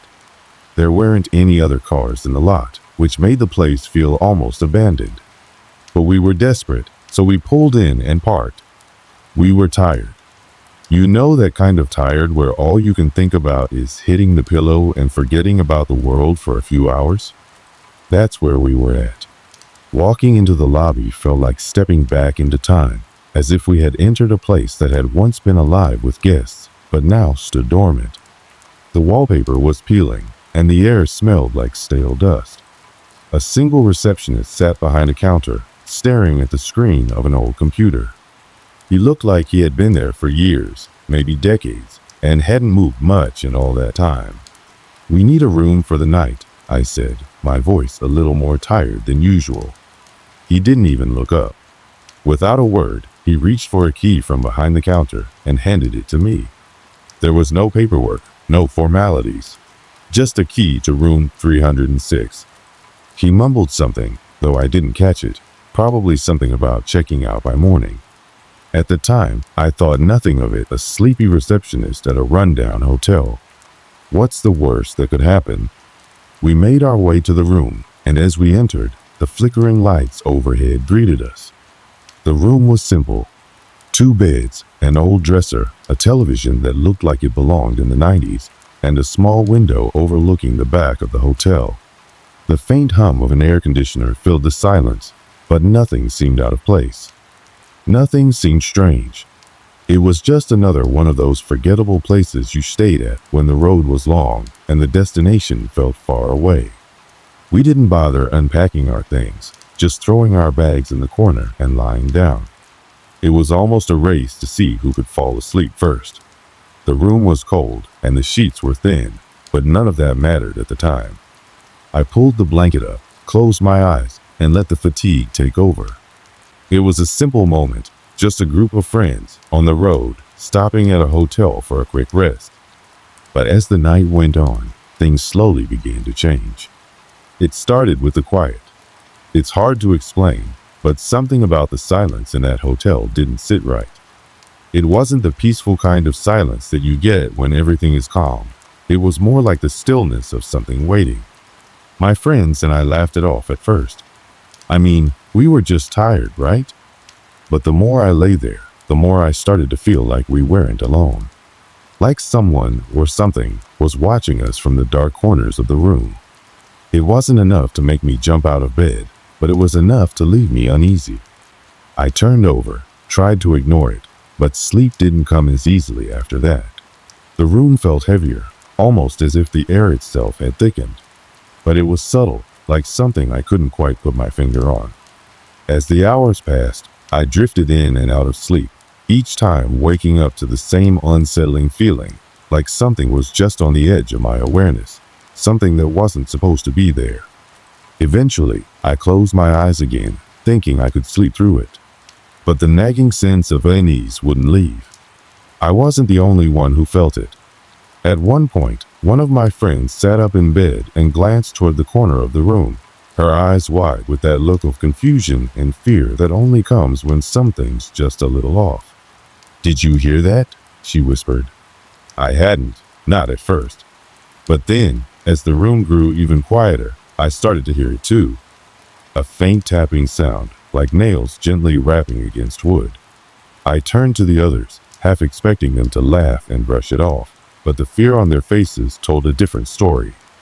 No one said anything, but I could feel the tension in the air. It was thick, suffocating, and it was growing with every passing minute. The tapping continued. And then, just as I thought it couldn't get any stranger, I saw something out of the corner of my eye, a shadow darting across the far wall. It was too quick to be anything natural, but it was there. Just for a moment, and then gone. My heart pounded in my chest, but I didn't say anything. We all just stayed there, staring at the corner, frozen. Whatever had been in that hotel wasn't trying to hide. It was there, in plain sight, just waiting for us to notice. And we had. But the worst part, we were stuck there. The hotel, the way it looked, the eerie silence, it was as though we had walked into something that we didn't understand. And now, there was no way to leave. The night seemed to stretch on, and with every passing minute, the sense of unease in the room grew stronger. We tried to brush it off, hoping it was just the fatigue playing tricks on our minds. But as the minutes turned into hours, the strange feeling lingered. It was in the air, heavy, thick with something we couldn't quite place. The walls felt too close, the shadows too dark. The temperature in the room had dropped, and it wasn't the kind of cold you could blame on the air conditioner. It felt unnatural, like the very room itself had become a part of something else, something we weren't meant to understand. It wasn't until we heard the first strange noise that we all knew something was wrong. At first, it was faint, a soft scraping sound, almost like a chair being dragged across the floor, but slower, more deliberate. I froze, my body stiff with tension, unsure of what to do. I glanced over at my friends, and they were just as still as I was, their eyes wide and searching the room. The scraping continued, But this time, it sounded like it was coming from somewhere just outside our door. My friend beside me, who had been trying to sleep through the noise, suddenly sat up straight, her face pale. "Did you hear that?" she whispered again, her voice barely above a breath. We all nodded in unison, but no one spoke. The scraping grew louder, and it was impossible to ignore. It wasn't a natural sound. It didn't belong in that hotel. I wanted to dismiss it, to say it was just an old building settling or something simple like that, but there was something in the air that told me otherwise. It felt like something more, something deliberate. I glanced over at the window. The faint light from outside cast eerie shadows across the room, and the movement of the curtains in the breeze only added to the unsettling atmosphere. My eyes kept drifting back to the door. I couldn't shake the feeling that something was waiting on the other side, something I wasn't prepared to face. Then, suddenly, the scraping stopped. We all looked at each other in stunned silence. The room felt too quiet now, too still. I could hear my own breathing, sharp and quick, as I tried to make sense of what had just happened. I felt the hairs on the back of my neck stand up, my skin prickling with the unmistakable sensation that we weren't alone. I had to do something. I couldn't just lie there, waiting for whatever it was to make the next move. But what could we do? We sat there in the silence for what felt like an eternity, no one daring to speak. It was as if the room itself had swallowed every word, every sound. Finally, I couldn't take it anymore. I got out of bed, my legs shaky, my mind racing with questions I couldn't answer. I slowly approached the door, each step feeling heavier than the last. My friends were still watching me, their eyes wide with fear, but none of them made a sound. I reached for the door handle, and for a moment, I hesitated. What was I doing? Was I really going to open the door and face whatever was out there? But the scraping sound had stopped. The air felt tense, and I knew I had to see if something, or someone, was really outside. I turned the handle. The door creaked open, the noise cutting through the silence like a knife. I flinched, but I didn't stop. The hallway outside was dimly lit, with flickering lights that barely illuminated the narrow path ahead. The walls were worn, like they had been forgotten by time itself. But there was something else. Something that made my breath catch in my throat. I could see it now, a shadow, darker than the rest, moving in and out of the light. I couldn't make out any details, but I could feel its presence. It was there, just on the edge of my vision. I was frozen in place, my heart pounding in my chest, but I couldn't bring myself to step forward. Just as quickly as it appeared, the shadow was gone. I stood there in the doorway for a few moments longer, trying to make sense of what I had just seen. Was I imagining things? Had the lack of sleep started to get to me? But deep down, I knew I hadn't imagined it. There was something wrong with that hotel, and whatever it was, it wasn't going to let us leave easily. I slowly closed the door and turned back to my friends, who were now sitting up in bed, their faces as pale as mine. They didn't need to say anything. We all knew what had just happened. The silence in the room was thick with shared fear. We didn't sleep that night. Not really. We lay there, wide awake, each of us listening for the next noise, the next sign that something was wrong. But all we could hear was the hum of the air conditioner, the occasional creak of the old building settling, and our own breaths, heavy with dread. As the hours dragged on, the tension in the room grew. We all had the same feeling that something was waiting, something was out there. But what could we do? We were trapped in that hotel, with no way out and no answers. Every time I closed my eyes, I saw the shadow, lurking just outside the door, watching us. I could feel its presence, and it felt like it was getting closer.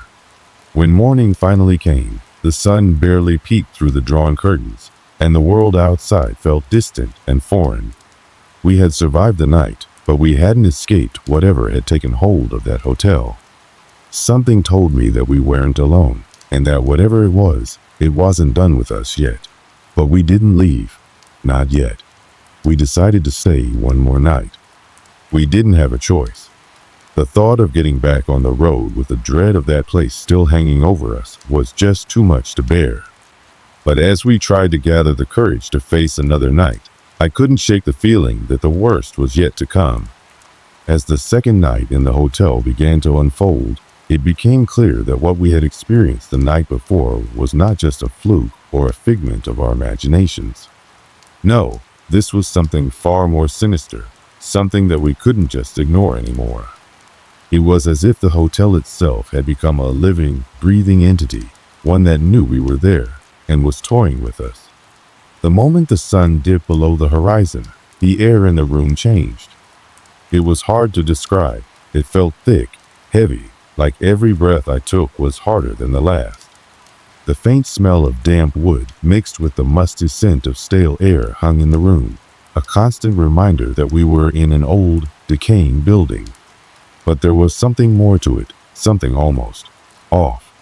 The usual creaks of the building were louder now, more pronounced, almost like it was trying to speak. Or maybe it was warning us. Either way, I couldn't shake the feeling that we were being watched. I could feel the tension in the room, just like everyone else. We were all on edge, no one saying much, but we could all sense it. We tried to pretend everything was fine, to act as if it was just another night in a hotel, but there was no denying the truth. Something was wrong. It started with small things, items that weren't where we left them. A chair would be pushed in a little too far. A book we'd been reading would be slightly shifted on the nightstand. A glass of water that had been sitting untouched would be missing. At first, we laughed it off. Maybe one of us had moved the objects without realizing it. But the more it happened, the harder it became to dismiss. These weren't the sort of things that just happened by accident. And every time it did, the air grew heavier. The shadows in the corners of the room seemed to stretch longer.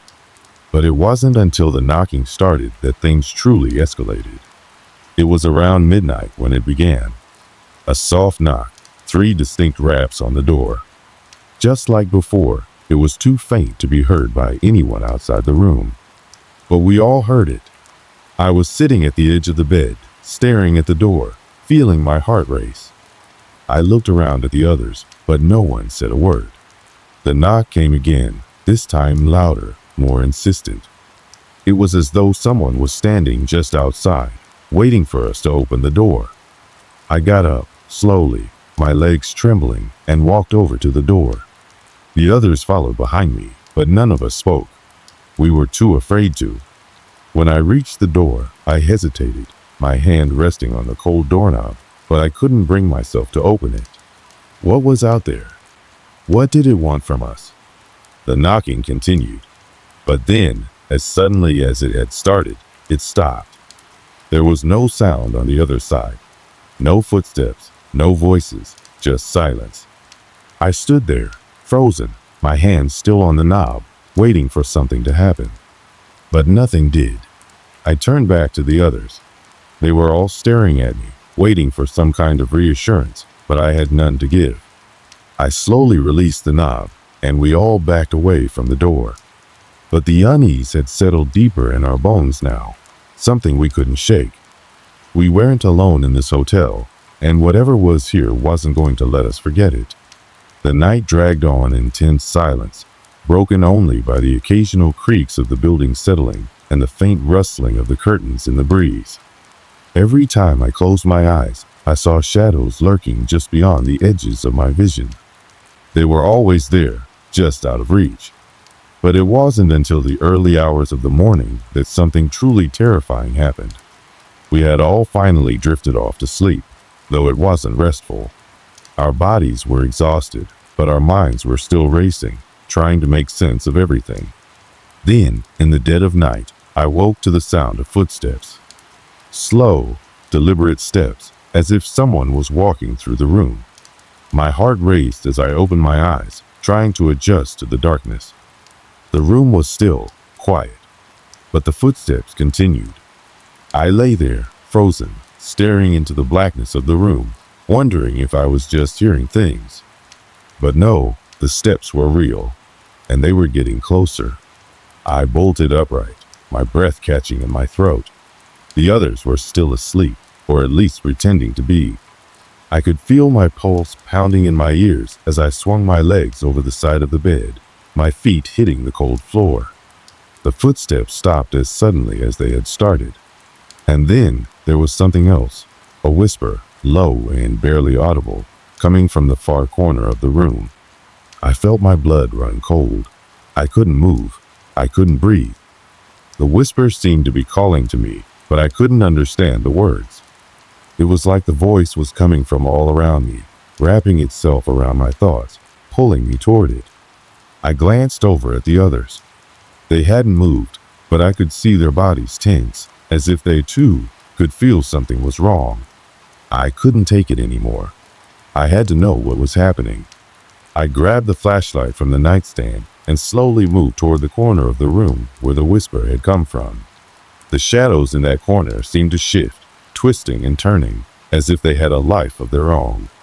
My hand trembled as I shone the light into the darkness, but there was nothing there. Just the empty corner of the room. But the air was thick, charged with something I couldn't explain. It felt like the room itself was alive, watching us, waiting for us to make a move. I turned back to the others.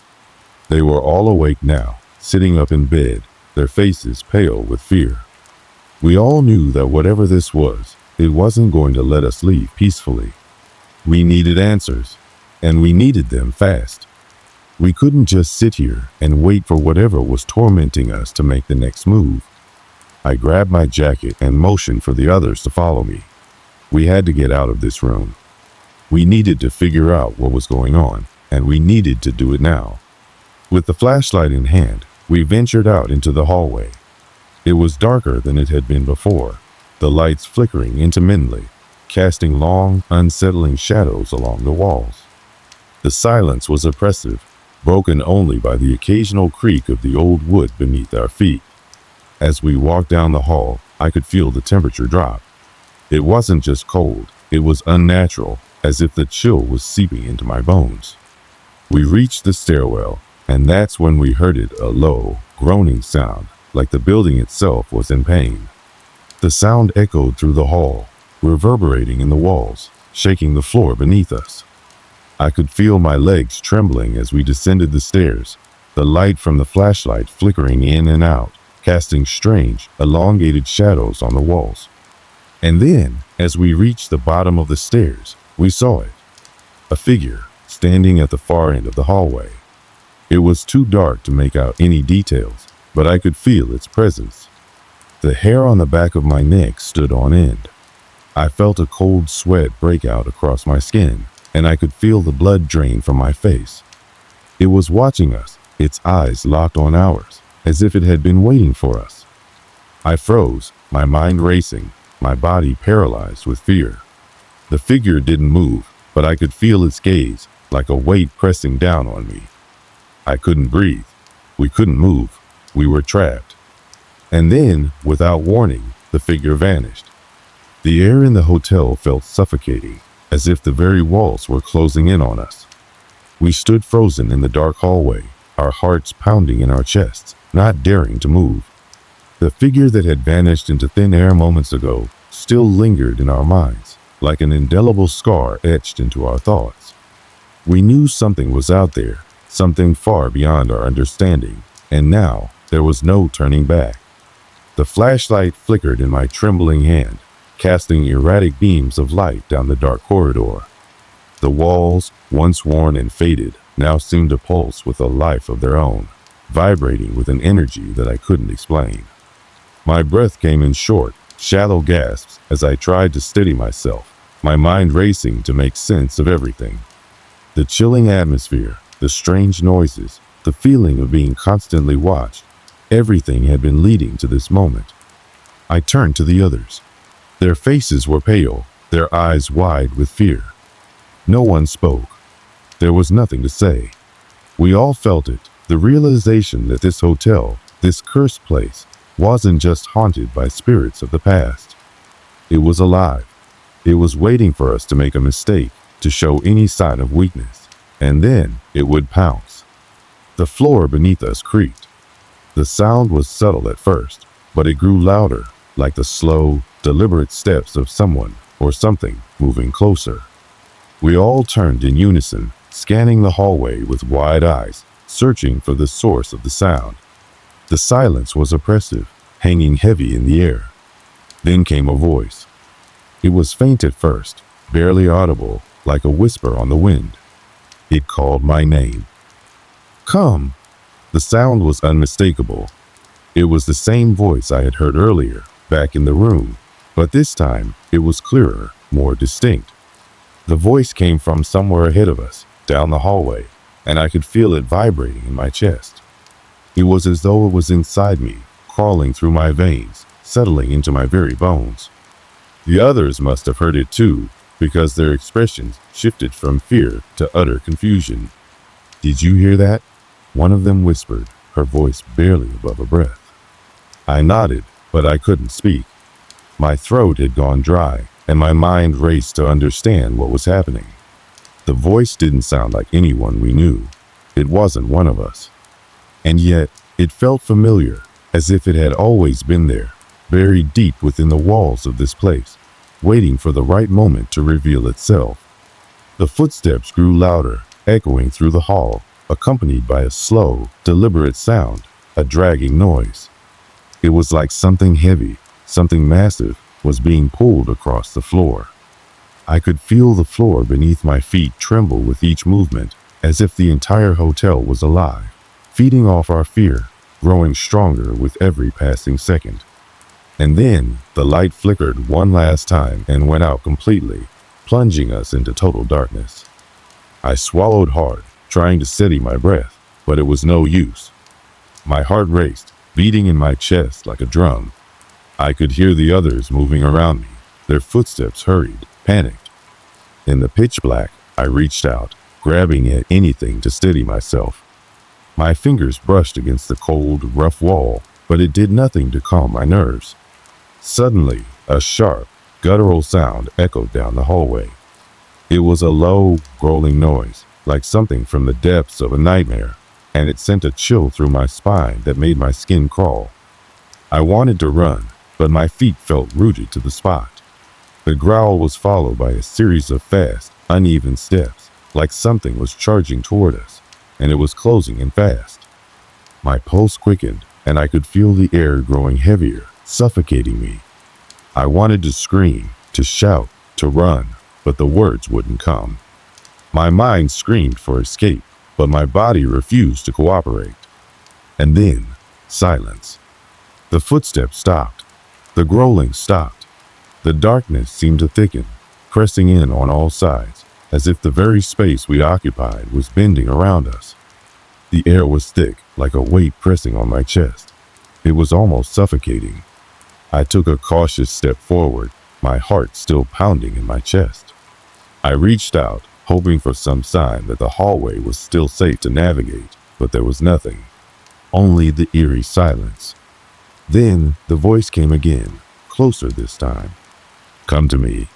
I felt it, a presence right behind me. I spun around, but there was nothing there. My breath caught in my throat as my eyes darted back and forth, desperate for something to make sense of this madness. My hands trembled, the sweat dripping down my face as I wiped it away, trying to stay focused. Suddenly, the faint glow of light appeared in the distance. It was dim at first, just a flicker, but it quickly grew brighter, revealing an image in its center. The figure. It stood there, tall and imposing, its features obscured by the dim light, but its presence was undeniable. It was there, standing at the far end of the hallway, staring at us with eyes that seemed to pierce through the darkness. I couldn't move. I couldn't breathe. I was frozen, my body refusing to respond to the terror flooding my mind. The figure slowly stepped forward, its movement unnaturally smooth, as though it were gliding across the floor. I could hear the dragging sound again, louder now, as if whatever it was, whatever it had become, was getting closer. The light flickered again, and I caught a glimpse of its face. It wasn't human. It was something else. A twisted mockery of a person, its skin pale and stretched tight across its face.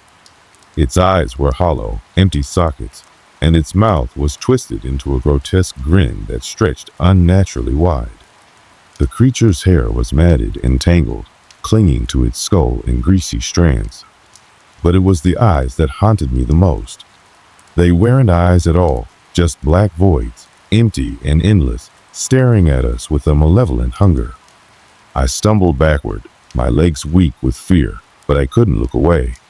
It was like the creature was pulling me in, drawing me closer with some unseen force. My mind screamed for me to turn and run, but my feet remained rooted to the ground. It took another step forward, and then the air seemed to crackle with energy. The temperature dropped even further, and I could feel the chill of it settling into my bones. The figure was close now, its form towering over me.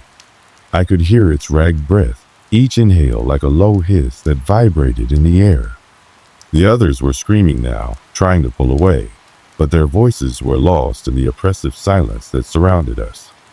The creature's eyes never left mine, as if it was feeding off my fear, growing stronger with each passing second. "Leave. Leave now," the voice said again, its words distorted, as though it was speaking from deep within a tunnel. "You shouldn't have come here. You should never have come." And in that moment, I realized with horrifying clarity, the hotel wasn't just haunted. It was alive. The creature in front of us, this thing that wasn't human, wasn't just a ghost or a spirit. It was part of the hotel itself. It had been here for as long as the building had stood, feeding off the fear of those who entered its walls. It wasn't just a haunting, it was a predator. The creature's grin widened, and I could feel my body growing weaker, my legs shaking uncontrollably, as if my very life force was being drained away. I knew, without a doubt, that we had walked right into its trap. But before I could react, before I could even think, there was a sudden, blinding flash of light, followed by a deafening roar that shook the very foundations of the hotel. And everything went black. I woke up to the sound of soft murmurs. My head throbbed, and every inch of my body felt sore, as if I had been dragged through the depths of hell itself. Blinking against the sharp sting of light, I found myself lying on the cold, hard floor of the hotel hallway. My vision was blurry, but I could make out vague shapes moving around me, figures, people. I tried to sit up, but a wave of dizziness hit me, and I had to steady myself against the wall. As I gathered my bearings, I realized the others were there too, sprawled on the floor just as I was, groaning in pain. Slowly, we all began to stir, each of us disoriented and shaken.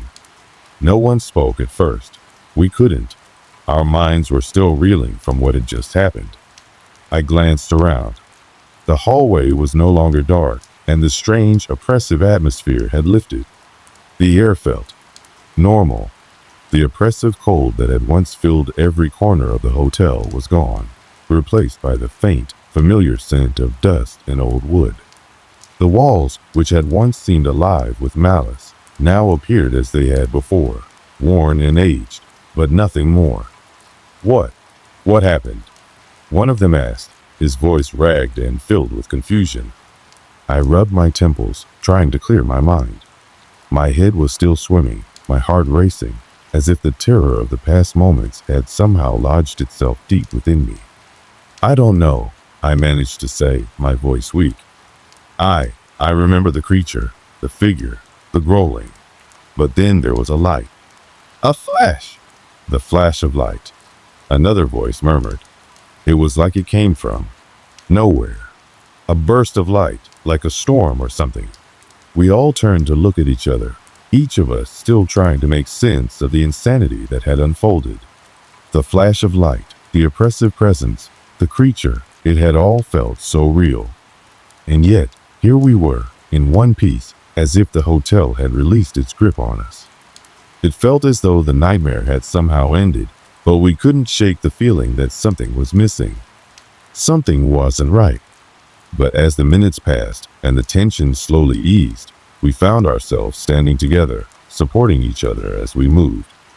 We didn't speak about what we had just experienced, not yet. It was as though putting it into words would somehow make it more real. But we knew that we couldn't stay here. Not after what had happened. I led the way to the stairs, my legs unsteady beneath me, but determined to escape the clutches of the hotel. Every step felt heavier than the last, and the sense of urgency grew with each passing second. We had to get out. We had to leave before whatever force had plagued this place came back for us. The stairs creaked under our weight as we descended, the sound sharp and unsettling in the quiet. But it was a relief to be moving away from the hallway, away from that thing. I felt as though the walls themselves were pressing in on me, suffocating me, but we pushed through, each of us determined to make it to the front door. When we reached the lobby, I was almost ready to collapse. The air here was still stale, the faint smell of old wood and dust lingering, but there was something different now. It was as though the hotel was no longer watching us, no longer alive with that oppressive presence. The eerie silence that had once felt like a heavy weight now seemed empty, hollow. The front doors were just ahead, and I couldn't help but quicken my pace. But as we approached, something caught my eye. A faint shimmer, like the light was bending unnaturally, hovered just inside the door. My heart skipped a beat, and I turned to the others. They were just as confused as I was, their eyes locked on the strange occurrence. Is that real?" one of them asked, voice trembling. "I don't know," I replied, taking a cautious step forward. The shimmer grew stronger, like the doorway itself was distorting, twisting. We stopped. None of us wanted to cross that threshold, not after everything that had happened. It felt like there was still something wrong with this place, like the hotel wasn't quite done with us yet. The air felt thick with an invisible tension, and I felt as though something was still watching us, waiting for us to make the wrong move. The shimmer intensified, and the air became frigid once more.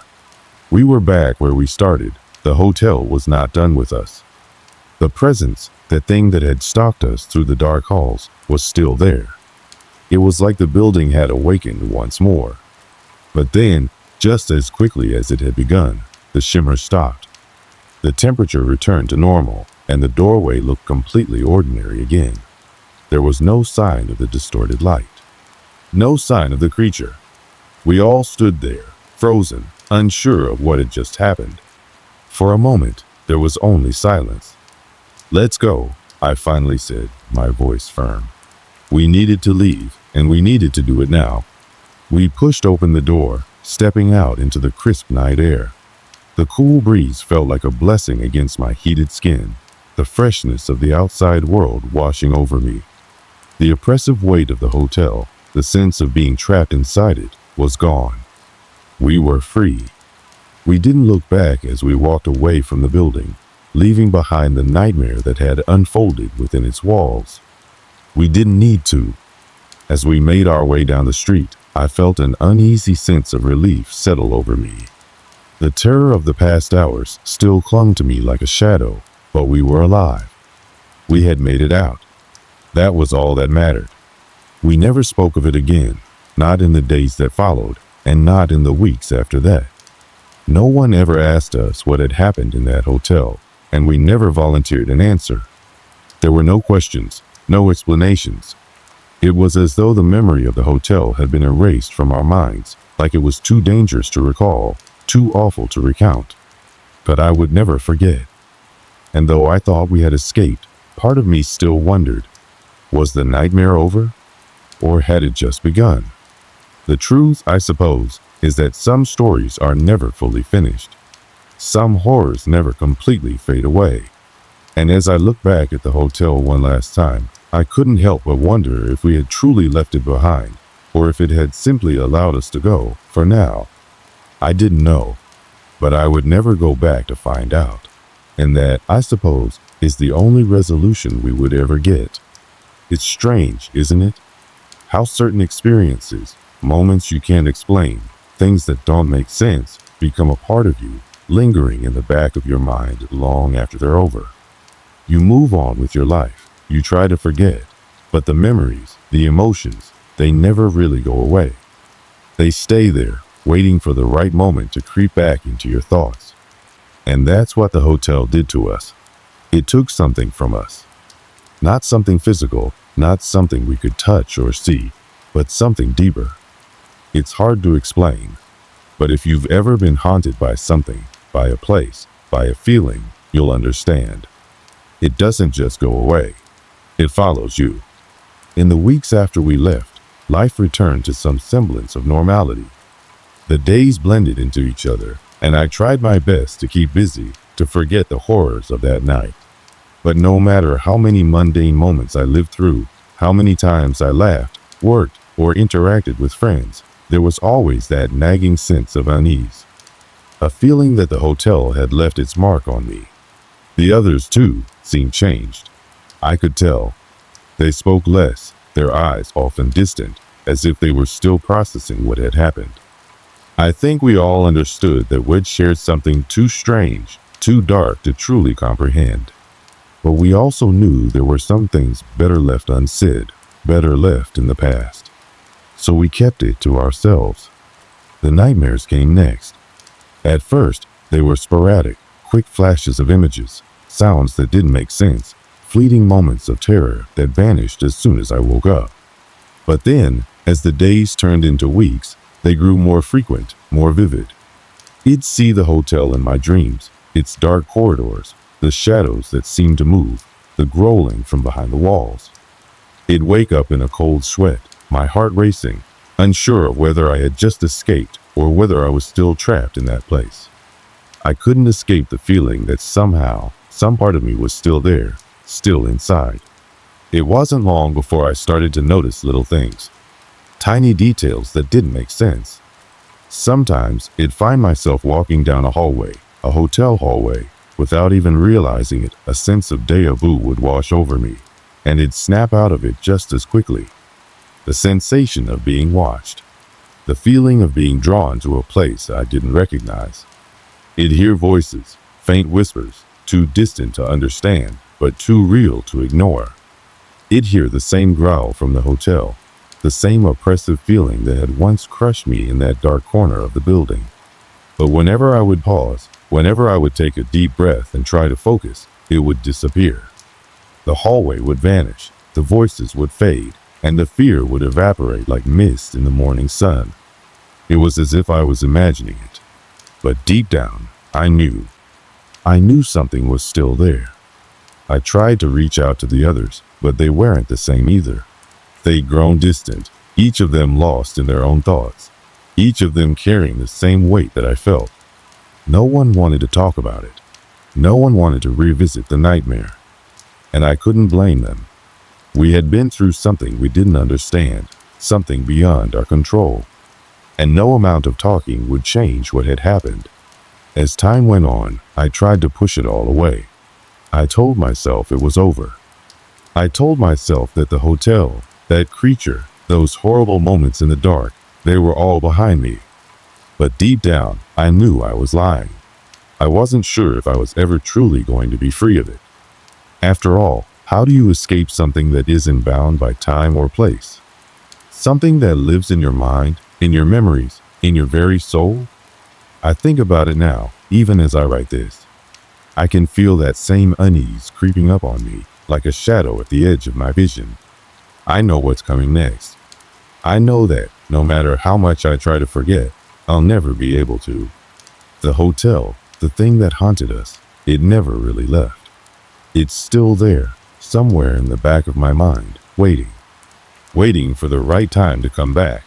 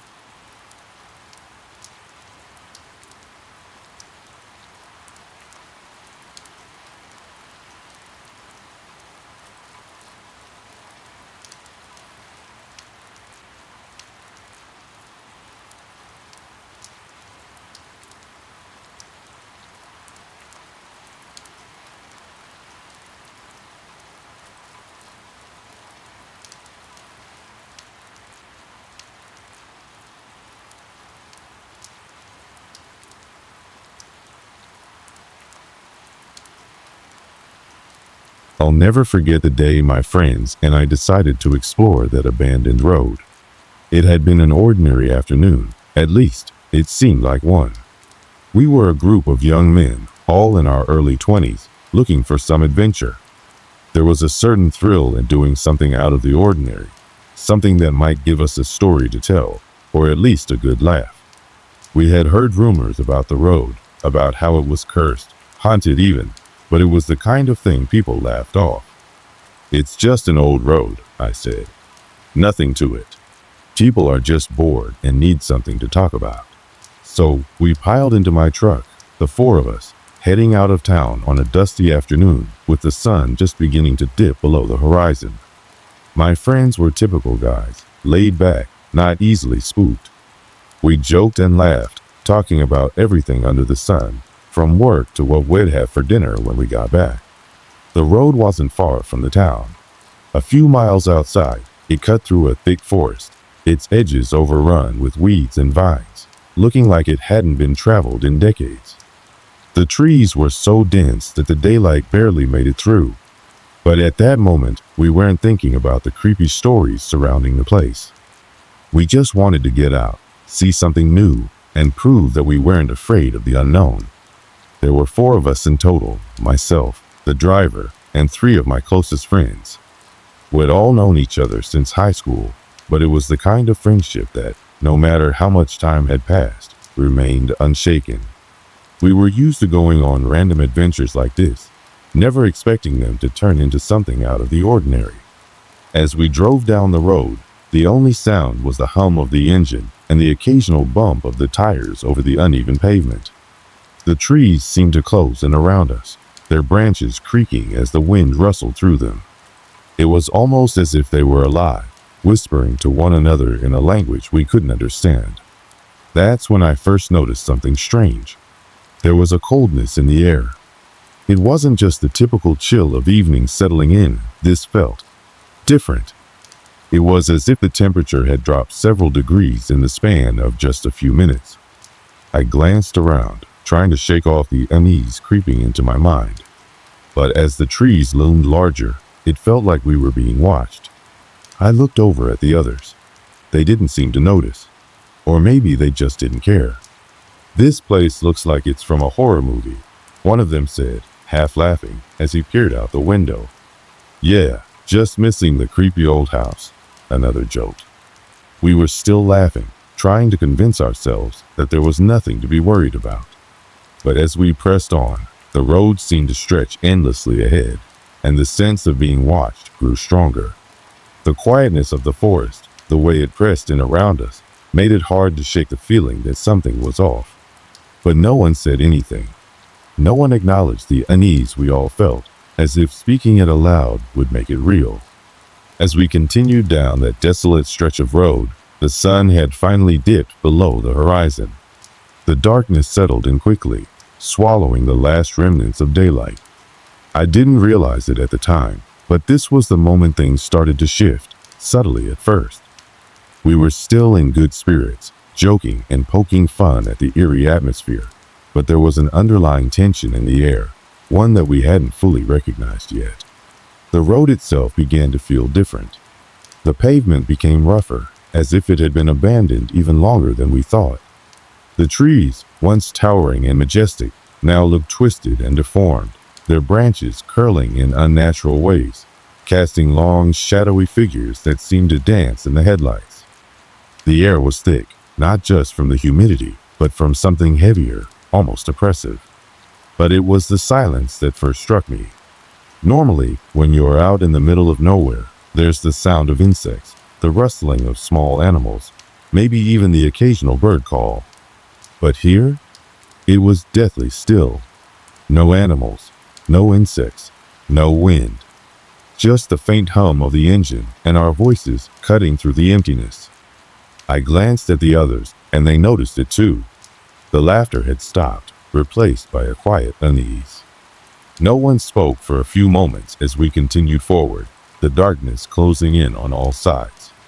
I wasn't sure if they were trying to play it cool, but I saw the tension in their faces. "Did you hear that?" one of my friends asked, breaking the silence. I looked around, but the only thing I could hear was the truck's tires on the rough road. I shook my head, telling him it was probably nothing. But then I heard it too. A faint scratching sound, like something or someone was moving through the brush on the side of the road. The others heard it as well. We all looked out the windows, but there was nothing to see in the darkness. Just shadows and the silhouettes of trees stretching into the night. "That's weird," one of them muttered. "There's no way an animal could make that kind of sound." "Probably just the wind," I suggested, trying to brush it off. But deep down, I wasn't sure. The sound didn't feel natural. It didn't sound like a breeze or rustling leaves. It was too rhythmic, almost deliberate. And it didn't stop. We drove on, the sound still trailing us, following us just out of sight. It felt like we weren't alone on that road anymore, but none of us said anything. We didn't need to. We all felt it. Another few minutes passed, and that's when the first real sign hit. The truck's headlights flickered. At first, I thought it was just a glitch. Maybe something with the wiring or a loose connection. But then it happened again. The headlights dimmed, and for a split second, I couldn't see the road ahead of me. I slammed the wheel, adjusting the light to try and get some visibility back, but the dimming didn't stop. The glow of the headlights started to pulse, like a heartbeat, slow and steady, before flicking back to normal. I glanced at the others, my eyes scanning their faces, trying to gauge their reactions. But they all looked just as confused as I felt. "What the hell was that?" one of them asked, his voice low, almost a whisper. There was a nervous edge to it that hadn't been there earlier. "I don't know," I admitted, trying to sound calm, though I could feel my own nerves beginning to unravel. "It's probably just the truck acting up. This road's old. Who knows what's going on with the wiring?" But even as I said it, I didn't believe it. It didn't feel like just an electrical issue. It felt like the road itself was somehow reacting to us, like it didn't want us here. We continued on, but the feeling of something being wrong didn't go away. It only grew stronger. The silence returned, but this time it was deeper, more oppressive. The truck's engine seemed to sputter slightly, as if it was struggling to push forward. We drove for what felt like an eternity, but in reality, it was only about 15 minutes before something else happened. It wasn't a sound this time. It was a movement. I was driving, my hands gripping the wheel a little tighter than usual. We were all still on edge, each of us waiting for something to happen, but not quite willing to admit it. That's when I saw it, movement in the corner of my eye. Something had darted across the road, a figure too quick to fully make out, but enough to make my heart skip a beat. I slammed my foot on the brakes, the truck screeching to a halt. "Did anyone else see that?" I asked, my voice tight. They all stared at me, their faces pale in the low light. "What the hell was that?" one of them asked, his voice trembling slightly. We all peered out the windows, searching the dark forest on either side of the road, but there was nothing. No shape. No sign of anything moving. "It was just a shadow," I said quickly, trying to explain it away. It was probably a deer or something, but I could see in their eyes that they weren't convinced. I wasn't convinced either. What I saw wasn't the shape of an animal. It was too quick, too deliberate. For a few moments, no one said anything.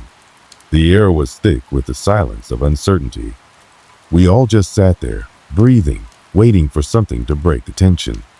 And then, just as I was about to pull forward again, a loud bang echoed from the back of the truck.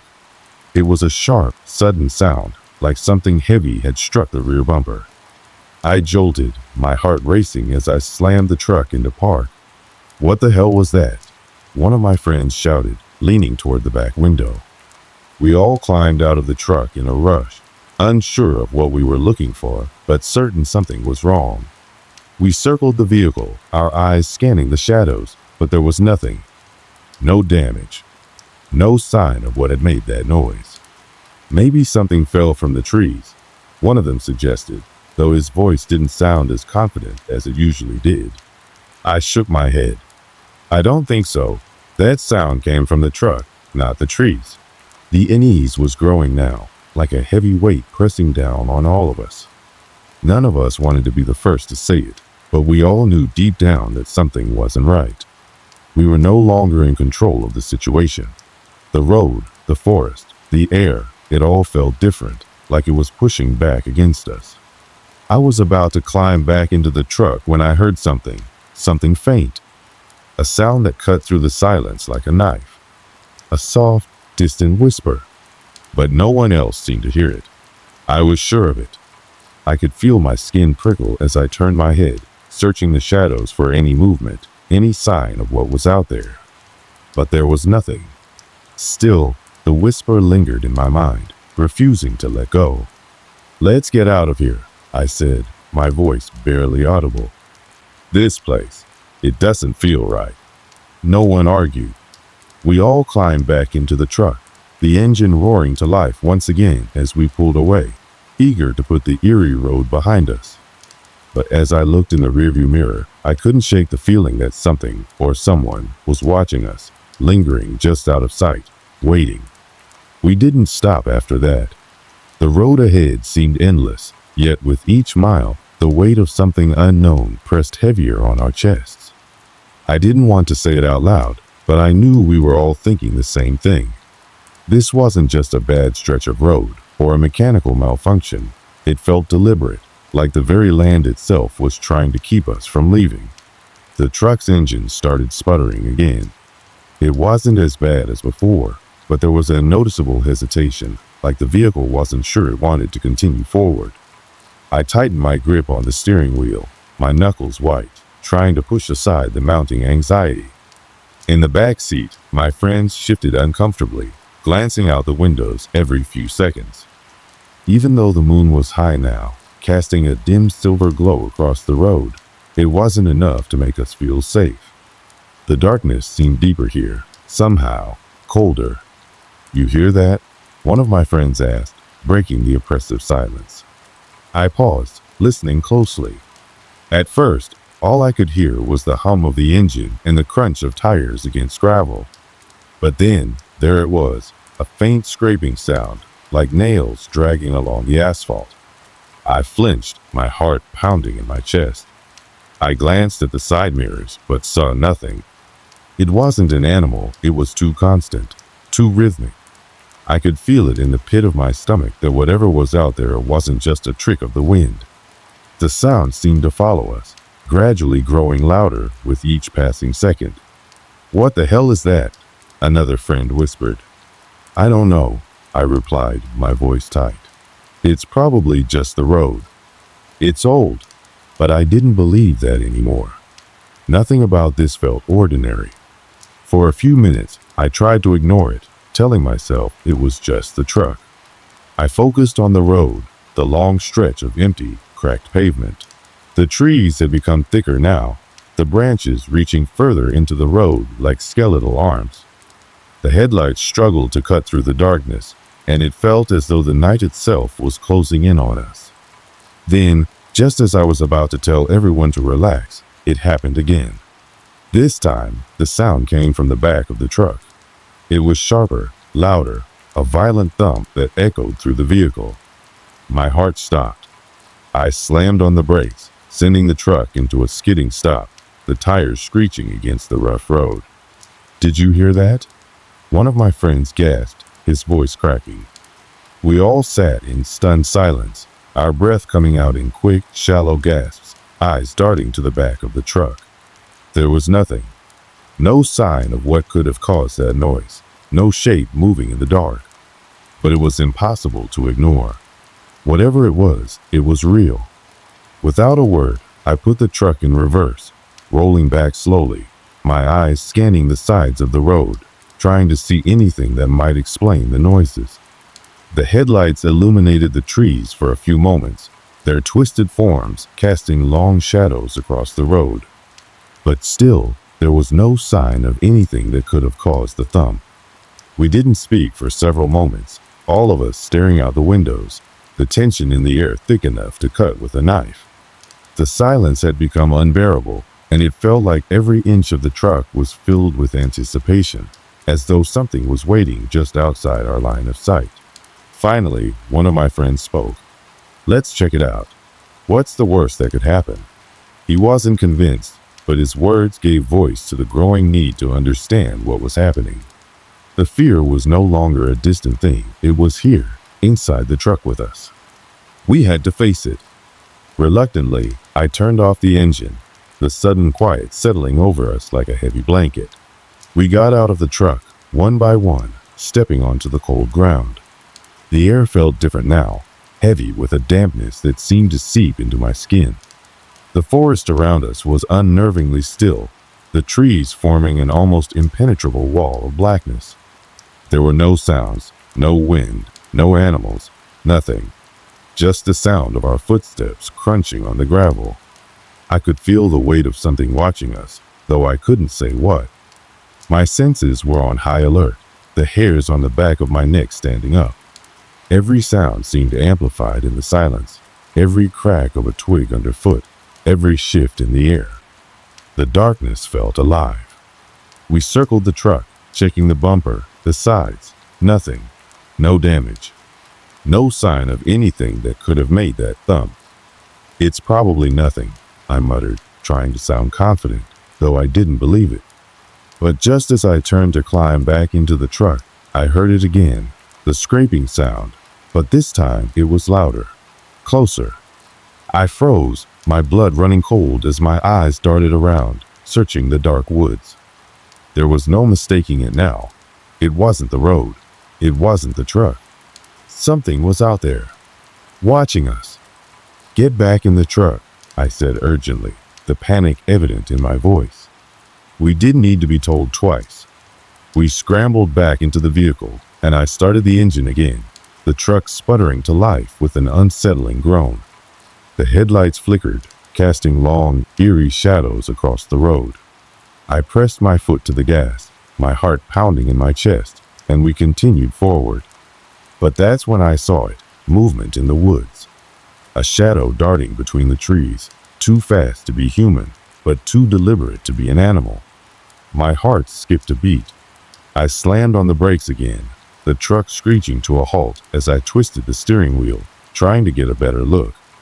"What was that?" one of my friends whispered, his voice barely audible. "I don't know," I said, my breath catching in my throat. I saw something. I wasn't sure what it was, but it wasn't natural. It wasn't like anything I'd seen before. There was no mistaking it. The thing in the woods was watching us, waiting. Suddenly, the engine sputtered again, and the headlights flickered violently, plunging us into near complete darkness for a few seconds. The truck groaned, as if it were straining to keep moving, and the feeling of dread crept back, wrapping itself around us. I slammed the truck into gear again, my foot heavy on the accelerator, but the unease lingered. Every moment felt like we were being pushed further and further into a place where the rules of reality didn't apply. The next few miles passed in a blur of anxiety.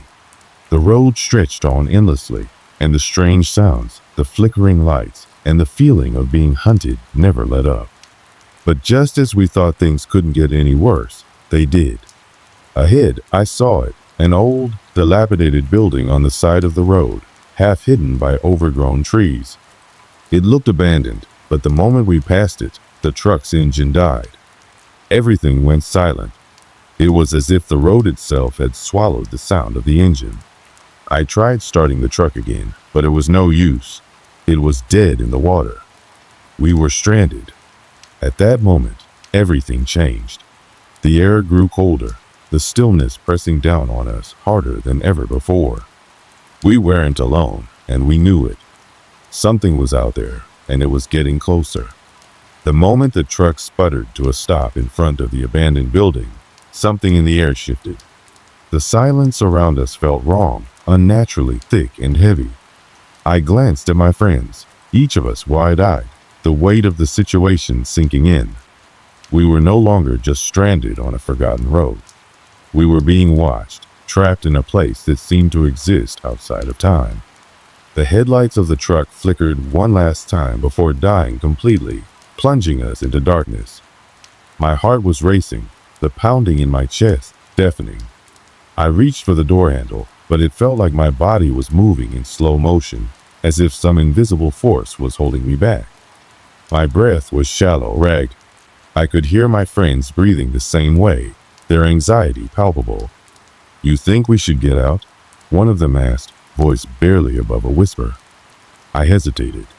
Every instinct in me screamed to leave this place, to get back in the truck and drive until we were miles away from whatever this was. But something told me that running would be worse. The road had been bad enough, but now, this place. It was as though the land itself was alive, malevolent.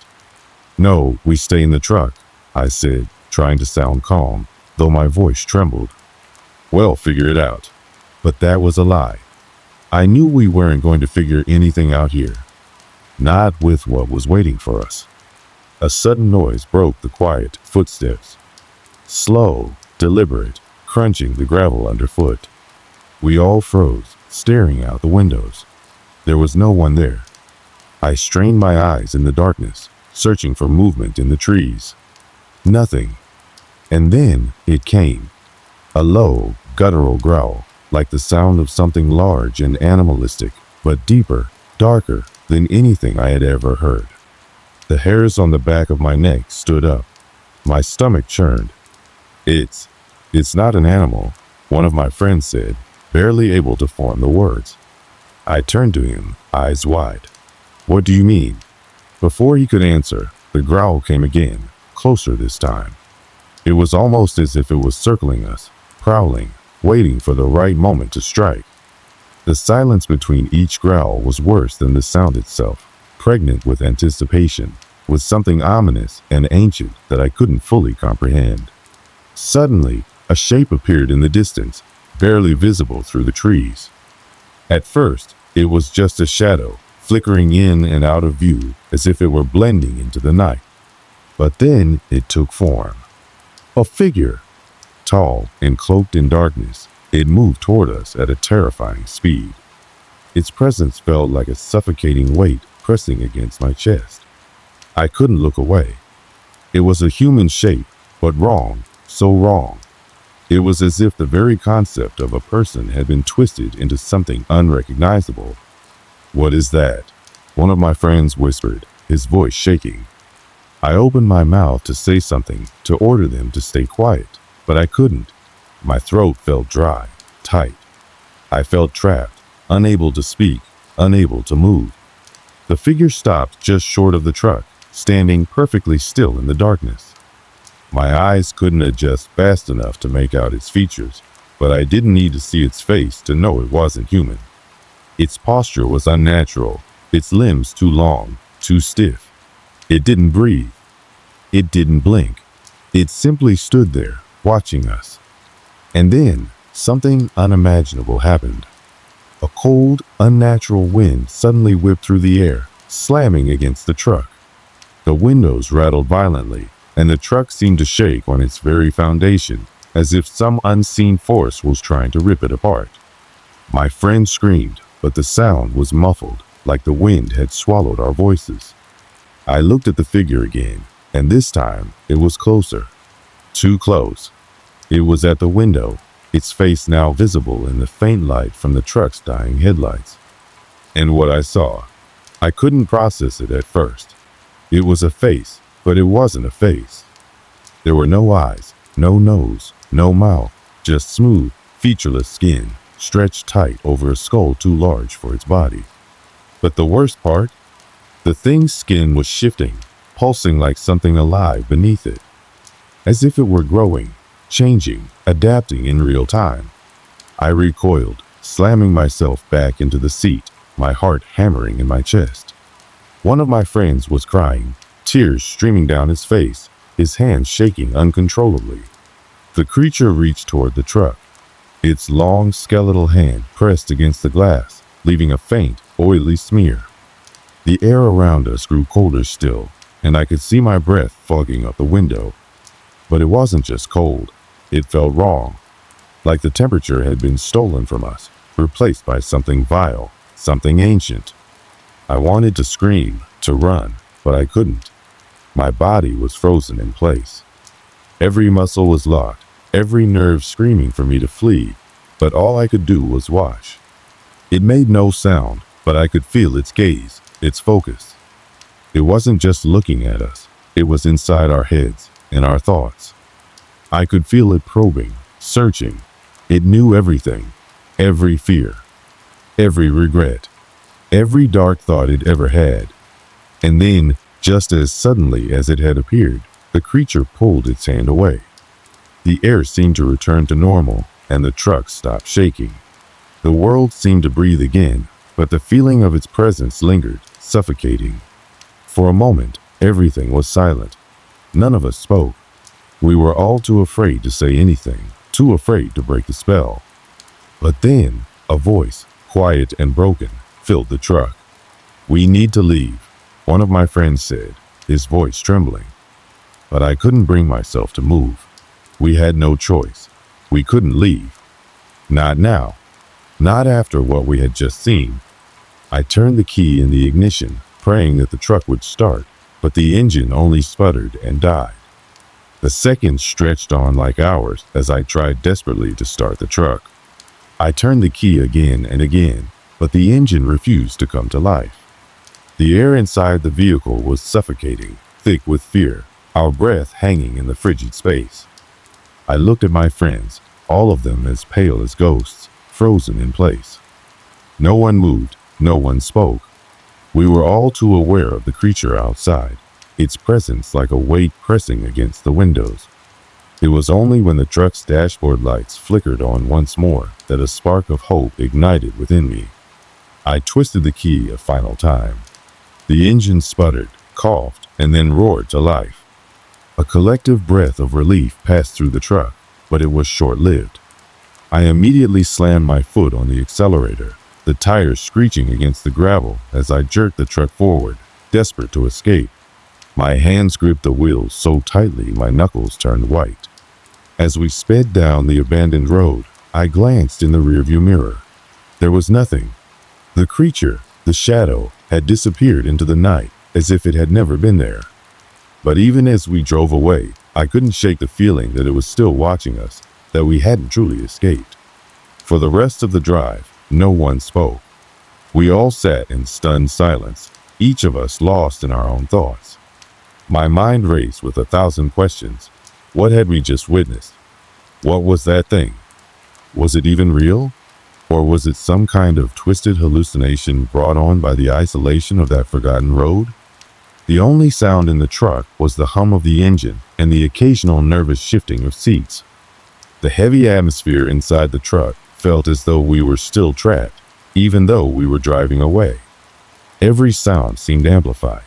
Every shadow in the corner of my eye felt like it held something sinister. We finally reached a small, quiet town, one that hadn't appeared on any of our maps. We parked the truck outside a dingy roadside diner, too exhausted to continue on. The warm light spilling from the windows was a comfort, a reminder of normalcy. I didn't know how long we sat there, staring out the windows. I couldn't bring myself to go inside.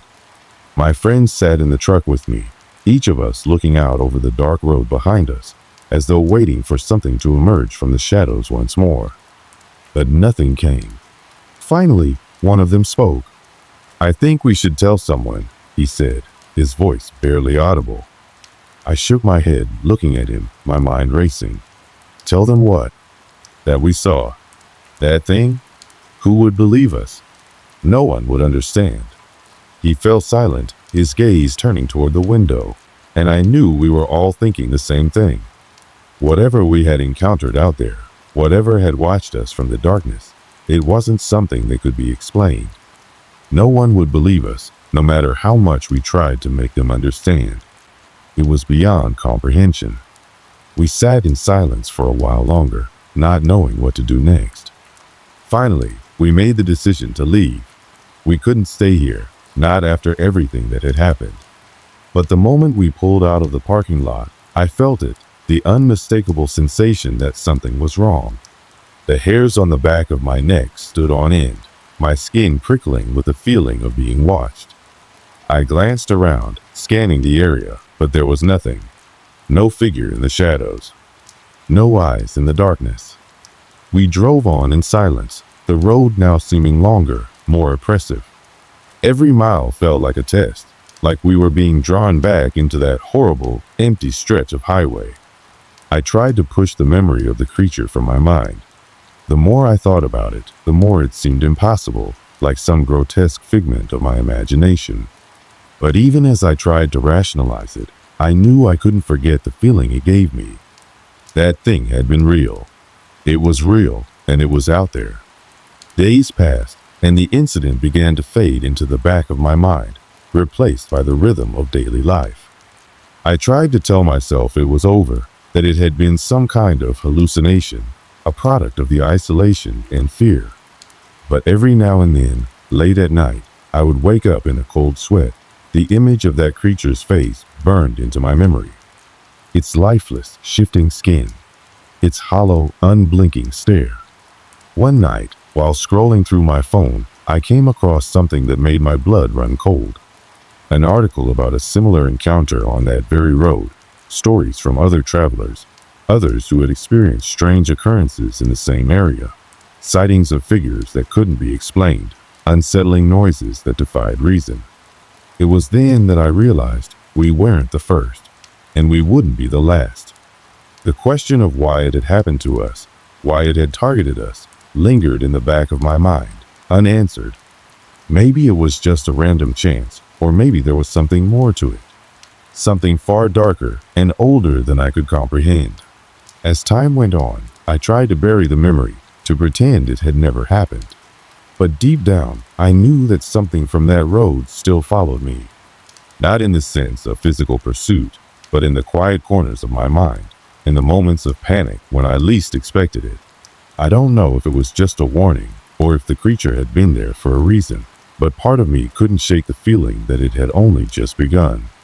That it had shown us mercy for reasons unknown, and we were only alive because it had allowed us to be. And so, I never went back to that road, and I never will. It's been years now since that night on the abandoned road, but the memories are still as vivid as they were the moment we drove away. You might think time would dull the edges of such an experience, but it hasn't. Instead, it's only deepened the mystery, leaving me with more questions than answers. I think about it often, especially in the stillness of night when the world is quiet and my thoughts have nowhere to hide. That road, it's etched into my mind, the way it twisted and turned through the dark, as if it were a living thing. A place where something ancient and unknowable lurks, just out of sight, waiting for the right moment to reveal itself. I've come to understand that some things can't be explained. That night, what we saw, what we felt, was beyond anything I could have imagined, beyond the realm of logic and reason. And maybe that's the point. Not everything is meant to be understood. Some things are better left unexplained, too dangerous to unravel. What frightens me the most now isn't the creature, or the road, or even the fear we felt that night. It's the idea that there are places in this world, places where time seems to bend and reality feels off. Places that pull at the edges of your consciousness, where the rules we live by no longer apply. And we, in our arrogance, think we can control them, conquer them, just by knowing about them. But that's not true. There are forces out there that will never answer to our logic. They exist beyond the boundaries of what we can comprehend. I've talked to others since then, people who have traveled that same stretch of road, people who have experienced things they couldn't explain. Some dismiss it as coincidence or the mind playing tricks, but I know better now. The stories all align. The strange shadows, the disorienting sounds, the cold that seeps into your bones and doesn't let go. They're real. And the more I think about it, the more I believe that the road, the thing we encountered, was just one part of a larger puzzle. A puzzle I'll never have the answers to. As for my friends, some of them have moved on, trying to forget what happened, slipping back into the rhythms of their daily lives as though nothing had changed. I see them occasionally, but we never talk about it. It's as if we've all made a silent pact to leave it in the past. Perhaps it's easier that way, or maybe we're all just too afraid to confront what we saw, too terrified of what might happen if we acknowledge it. There's one thing I can't shake though. One thought that keeps returning, no matter how hard I try to push it away. That creature, it wasn't just some random entity. No, it was something that had purpose. It had eyes on us before we even reached that road. It knew we were coming. There was something personal about it. Maybe it had been there for longer than we realized, waiting for the right moment to reveal itself to us. Or maybe we were meant to find it. I've never gone back to that road. I never will. It's not because I'm afraid. Well, not only because I'm afraid, it's because I know better now. There are some things in this world you don't mess with. Some things that are better left alone, buried in the dark corners of forgotten highways and abandoned stretches of land. There are places that are better left unexplored, and roads that should never be traveled. And now, every time I drive, I'm a little more cautious, a little more aware of the shadows that hang on the edge of the road, just out of sight. I can't help but wonder if we were just lucky that night, lucky to have made it out alive. What if there are others who weren't so fortunate? What if the thing we encountered was just one of many, lurking in the forgotten corners of the world, waiting for its next victim? Sometimes, when I'm driving alone, I still feel the hairs on the back of my neck stand up, that strange chill creeping up my spine. I know it's irrational, but I can't help it. Something about that night, something about that road has stuck with me in a way that nothing else ever has. And I know that, even if I never speak of it again, even if I try to put it all behind me, I will never forget the fear I felt. The terror that something out there, is watching, waiting, and maybe, just maybe, deciding when it will come for me again. And in that, I've come to a conclusion that's both terrifying and comforting in its simplicity. Some roads are never meant to be traveled. Some mysteries are never meant to be solved.